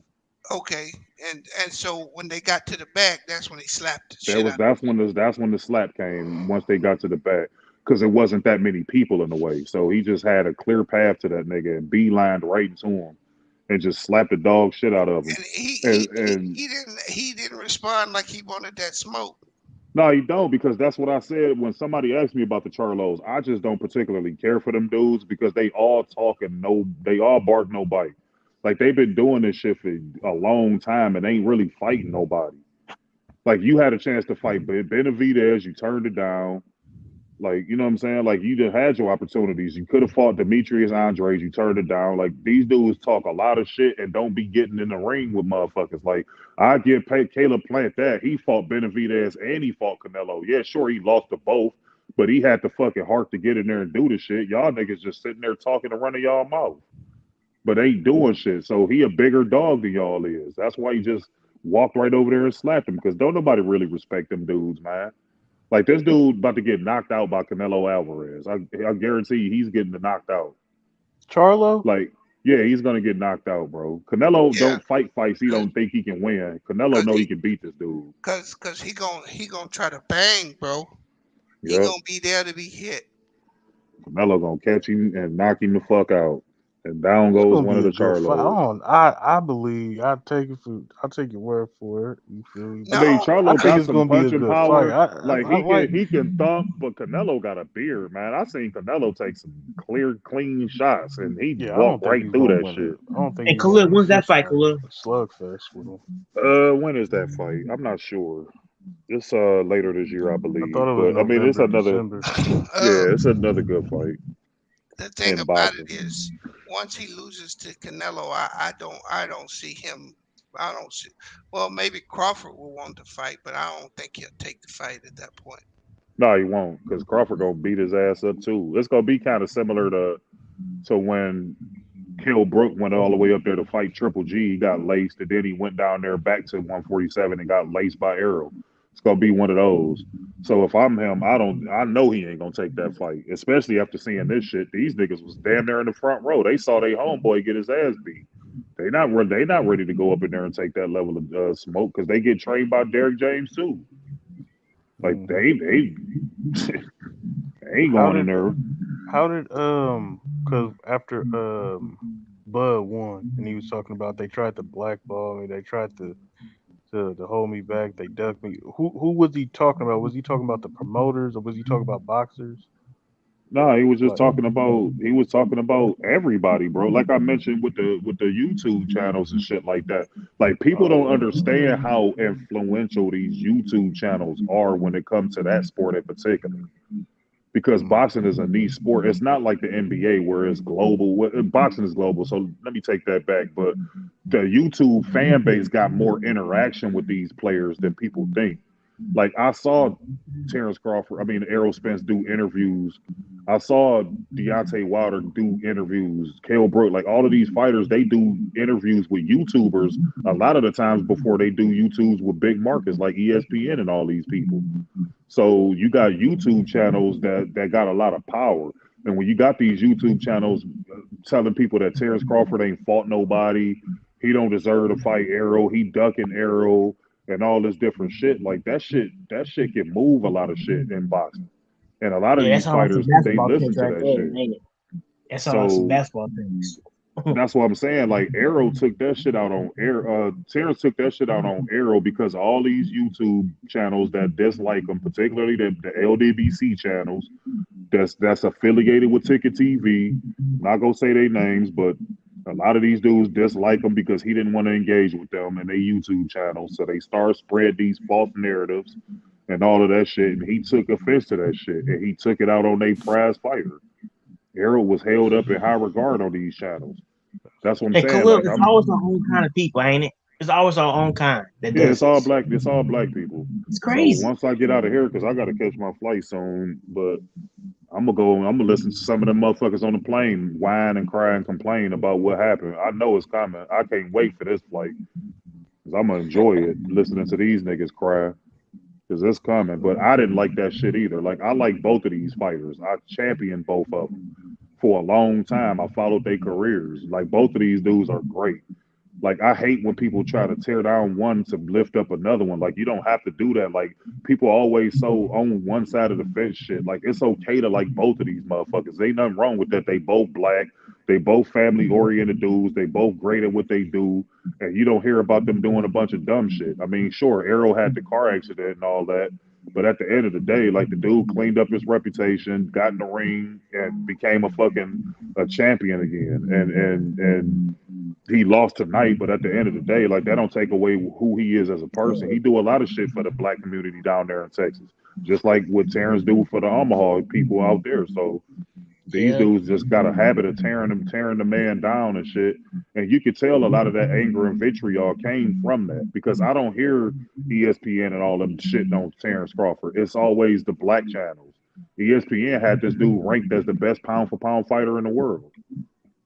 You know what I'm saying? So like it's not them. That's not where the negative heat is coming from. It's from our own people. And that's a damn shame that we conduct ourselves like this. I guarantee you, if Terrence Crawford was any other color, they would be holding this dude up to the highest of levels because they understand that being a group and rooting for your own and support your own, that shit matter. Like that shit go a long way. Like look how they do with Canelo. When he got his ass whooped by Dimitri Bivol, I didn't see one Mexican channel laughing at him and pointing at him and saying he trash and all this shit and he didn't deserve. But I mean, shout out to Lamont, but Lamont, that was dead wrong, bro. Like Errol Spence is far from trash. Far from it. And I see Jared in the comment section using basketball terms talking about fucking Errol Spence choked. Like what the fuck is you talking about? He's coming again? No, he just said it earlier after the fight, like talking about. I'm about to say, like, dude, shut the hell up. Like it's always us that's doing that shit. Like Errol don't need to hear that shit, man. He needs uplifting shit that's gonna get him through this shit. This is a devastating moment. This was the biggest fight of his life and the biggest fight in this fucking era. And he lost the fight, so he gonna need that support, man. Like this dude had a drinking problem. Who's to say he don't go back and start drinking again and shit and fall into a deep depression? Like people that should be mean or something. Like these dudes boxers, bro, they get head and shit for a living. You don't know. They got feelings, man. They got feelings, sure. You don't know how he's gonna react to this shit, man. Like that shit devastating, man. I didn't like that, man. Like I don't like to see people that risk their lives every time they step in that ring get reduced to being garbage and overrated and all this shit. Like, because Errol Spence did everything. He wiped out the division. This was the last fight left. And this dude is a unified fucking champion. He a unified fucking champion. Yeah. The dude had every belt except for one. So he had an illustrious fucking career, and this loss don't take away from that, dude. Like, he's still a great and gonna be a Hall of Fame fighter. Oh, he overrated because of one loss. Crazy. Just give Terrence his credit, man. He was the better fighter tonight. He did everything right. He was supposed to win the way he did because he was the best fighter tonight. I mean, it's just that simple. I'm not going to sit here and try to bash because all you doing is bashing Terrence Crawford. Because if he beat a garbage-ass motherfucker that was overrated, then what do that say about him? Like, just give him his credit. He beat another elite fighter, and that's it. Like, they both elite. And they both wiped out the division. So this was the last better man fight. tonight. He was a better man tonight. Yeah, I just don't like that. I ain't watching it no more. I've seen enough. I'm gonna watch it again. I'm gonna let it go through it. I'm gonna just watch these. Anything. I'm gonna hold some hope, man. See if I see anything. Hey, Beats, I got a question for you. This is outside boxing. Yeah, go ahead. Who's gonna be the starting quarterback in Alabama? Jerry Murrow or Ty Simpson? It's gonna be Milrow. Murrow? Probably. You think he's the better guy for the job, or you like the other one? I thought the guy from Notre Dame, what's his name, Reese? I don't know. Buckner. Well, whatever the quarterback to do the transfer, but it's not Tyler Buckner. That's his name, Tyler Buckner. It's not sounding that way. I'm only waiting for my Niners now, man. That's about it. What you got on them Niners? I got the Super Bowl. I'm going to the Super Bowl, man. Why? I went to the Super Bowl when we went in 2012. I was out there in New Orleans, wherever the Super Bowl at this year. I'm already making plans. What you mean? Well, you got to figure out who's going to be the starting quarterback. Why you got him going to the Super Bowl? That's my squad. Hope. I know that, but I'm asking you, why do you have them going? Because we the best team in the NFC. You think you're gonna have the quarterback play to go? Yeah, we'll have the quarterback play. He ain't gotta do a lot. He only gotta put up 21, 24 points. The ceiling for my defense, floor for my defense is we gonna be the number one defense in the league. Yeah, we gonna hold it down. The floor or the ceiling for us is we could possibly be top 10 all time, possibly if we get to the Super Bowl. That's how great our defense is. We looking like no, bro, stop it. Yes. Yeah, McDuff. On that note, I'm about to get off, man. You sounding ridiculous now. I don't really watch football that much. I know defense. You hear the that 49ers is not that good. I'm sorry, man. Y'all ain't know who the quarterback is. No, they got a good defense, but top 10. I mean, not that quarterback they got. Who was y'all quarterback? 2019, we was number one. Last year we was number one. I mean, we going on a 3-year stretch now. Like, we'll be all right. Well, they still got Trey Lance too, Khalil. They still got Trey Lance, so I don't know. I don't know what the deal is. I don't know who the quarterback gonna be. It's gonna be Brock Purdy. He healthy. Over Trey Lance. Yeah, Trey Lance is trash. Yeah. I mean, I know that. I'm just saying. It's gonna be Brock Purdy. We good. I don't know why y'all acting like. And then I got Sam Darnold. Ain't Sam Darnold like the number 3 quarterback on the team? Yeah, he'll be in there in case of emergency. Didn't they change the rules where they can carry 3 quarterbacks this year? Oh no, I don't think so. I think they did. Hey, is that Action Jackson's mic again? Oh, my bad. I don't know. You probably got to ask Sean on that. I don't know. I thought you could keep 3 quarterbacks on the roster. I think you can dress 3. Yeah. Out of affecting the rest of the. Hey, Sean, did you see that where there's no forward handoffs no more? Yeah, I saw that.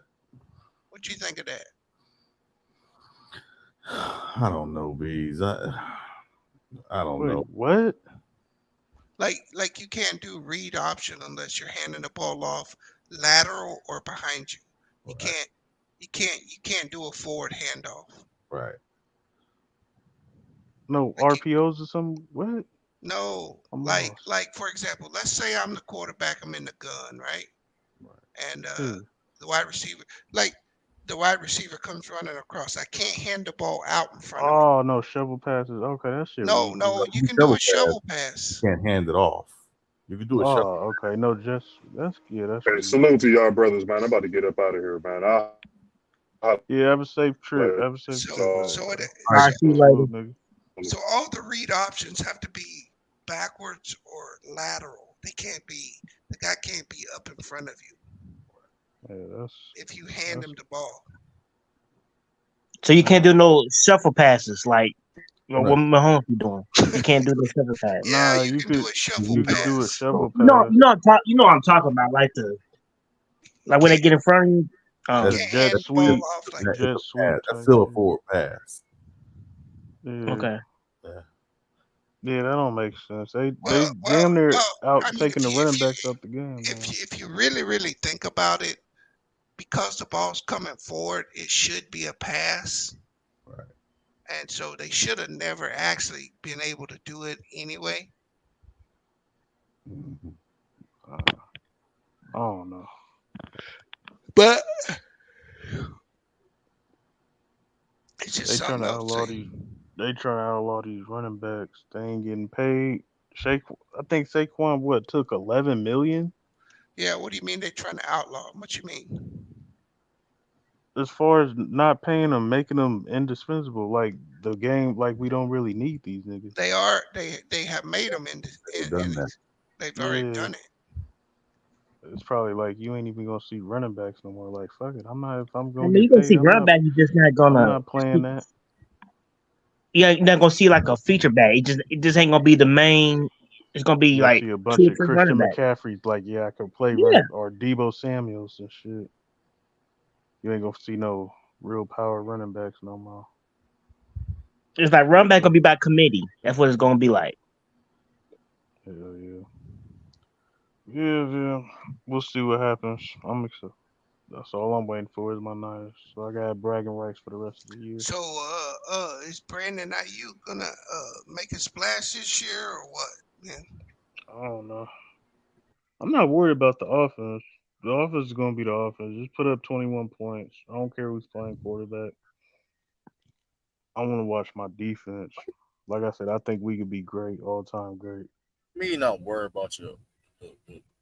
I'm not worried about my offense. I think the offense is just they ain't gonna do nothing great. Like they're gonna put up their 21 to 24 points. I don't care how you do it. Don't turn the ball over. I'm gonna be honest. It's in the NFC is gonna be Eagles and that's it. That's it. That's the only contending team in the NFC. That's really it. Be honest. Why are you acting like we weak? Because there's levels. I mean, y'all gonna be good. I mean, but y'all may not even be the best in y'all division. So, which I don't. I mean, I think that Seattle is better than y'all. I'm gonna be sporting the number one defense every week. Bro, y'all don't even know y'all quarterback is. Y'all don't even know y'all quarterback gonna be. Like, come on, bro. Like, we got 3 to choose from. Man, the Trent Williams only can do so much. You gonna ask him to throw footballs too? Like, come on now. Like, I mean, like, come on, bro. I mean, listen, man. Like, Trent Williams only can do so much, man. Listen, y'all. I mean, 49ers are gonna be good. But that being said, even like you said, y'all have which one of them gonna be quarterback case may be. 49ers need to trade for Trey Lance. He got no value. How can he say? The problem is though that he ain't good. And they don't got no value. You ain't gonna get the same amount you get back. That's the problem. We don't really know yet. We'll be all right. They don't really know yet. He's not good. They know. Yeah, I don't think he what we thought he was gonna be. And that ain't got nothing to do with y'all gave him a lot for him. So it's like we that's gave not up a whole lot for the nigga. That's a L. Nah, we'll be all right. We in the NFC Championship game. We'll be all right. Man, y'all not gonna be all right. Y'all got Brock. If you think Brock Purdy's the answer, or any of them guys. I will say this true. For the time he played, he had the best numbers in the league. Yeah, but now teams gonna figure him out. Yeah, they're gonna figure him out, man. I don't think it's hard. They'll figure him out. All they got to do is put up 21 points. I'm good. Hand the ball off to D-Lo. We good. Man, so basically, you want another Jimmy G. He basically like another Jimmy G for you. Can score 21 points a game? Like y'all can. Yeah, he can put up he can put up at least 24 points, 21, 24 points. That's all we need.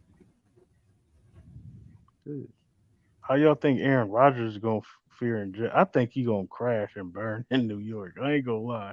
I think we hyping them up. I don't know about that one. I don't know about them. Mm-mm. I think we're gonna find out because that division. I mean, he in the right situation. If we're gonna find out very soon. I mean, you got Buffalo. You got the Dolphins, the Patriots. Come on, like it's gonna be funny. I don't know, man. It's gonna be tough for the Jets. Russell Wilson come back and it's gonna be tough for anybody in that division. What you just say? Russell Wilson comeback player of the year. How can he come back? He can't even get better. How can he come back? He can't even get better. He's not going. He's done, man. He's not gonna get no better. He's done. He was so bad last year. He can't do nothing but get better. I'm just saying. No, Mac Death. He's done. He's done. He has hit his ceiling. He's not gonna do no better. He's not. And I admit, I took him for the guy. I was really taking for him, man. I really was. I was behind him. You think your Alabama quarterback gonna be nice, Bryce? Bryce Young? Yeah. Rookie of the year? You don't got him offensive rookie of the year? I don't know. You ain't got no hope. That's crazy. No, I'm just saying I don't know yet. I gotta look. I gotta look at that roster. I gotta look at how. I gotta see. I don't know yet. That's crazy.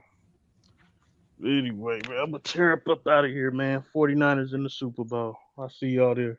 Oh, the Chiefs in the Super Bowl too, you know. Another ring.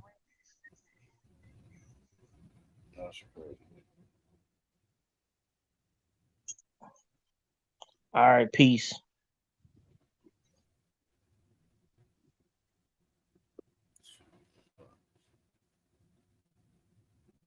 I'm out here this month. I'm out get some food. I catch y'all, man. Good stream. Peace, deuces. Catch y'all later. Peace. I'm out.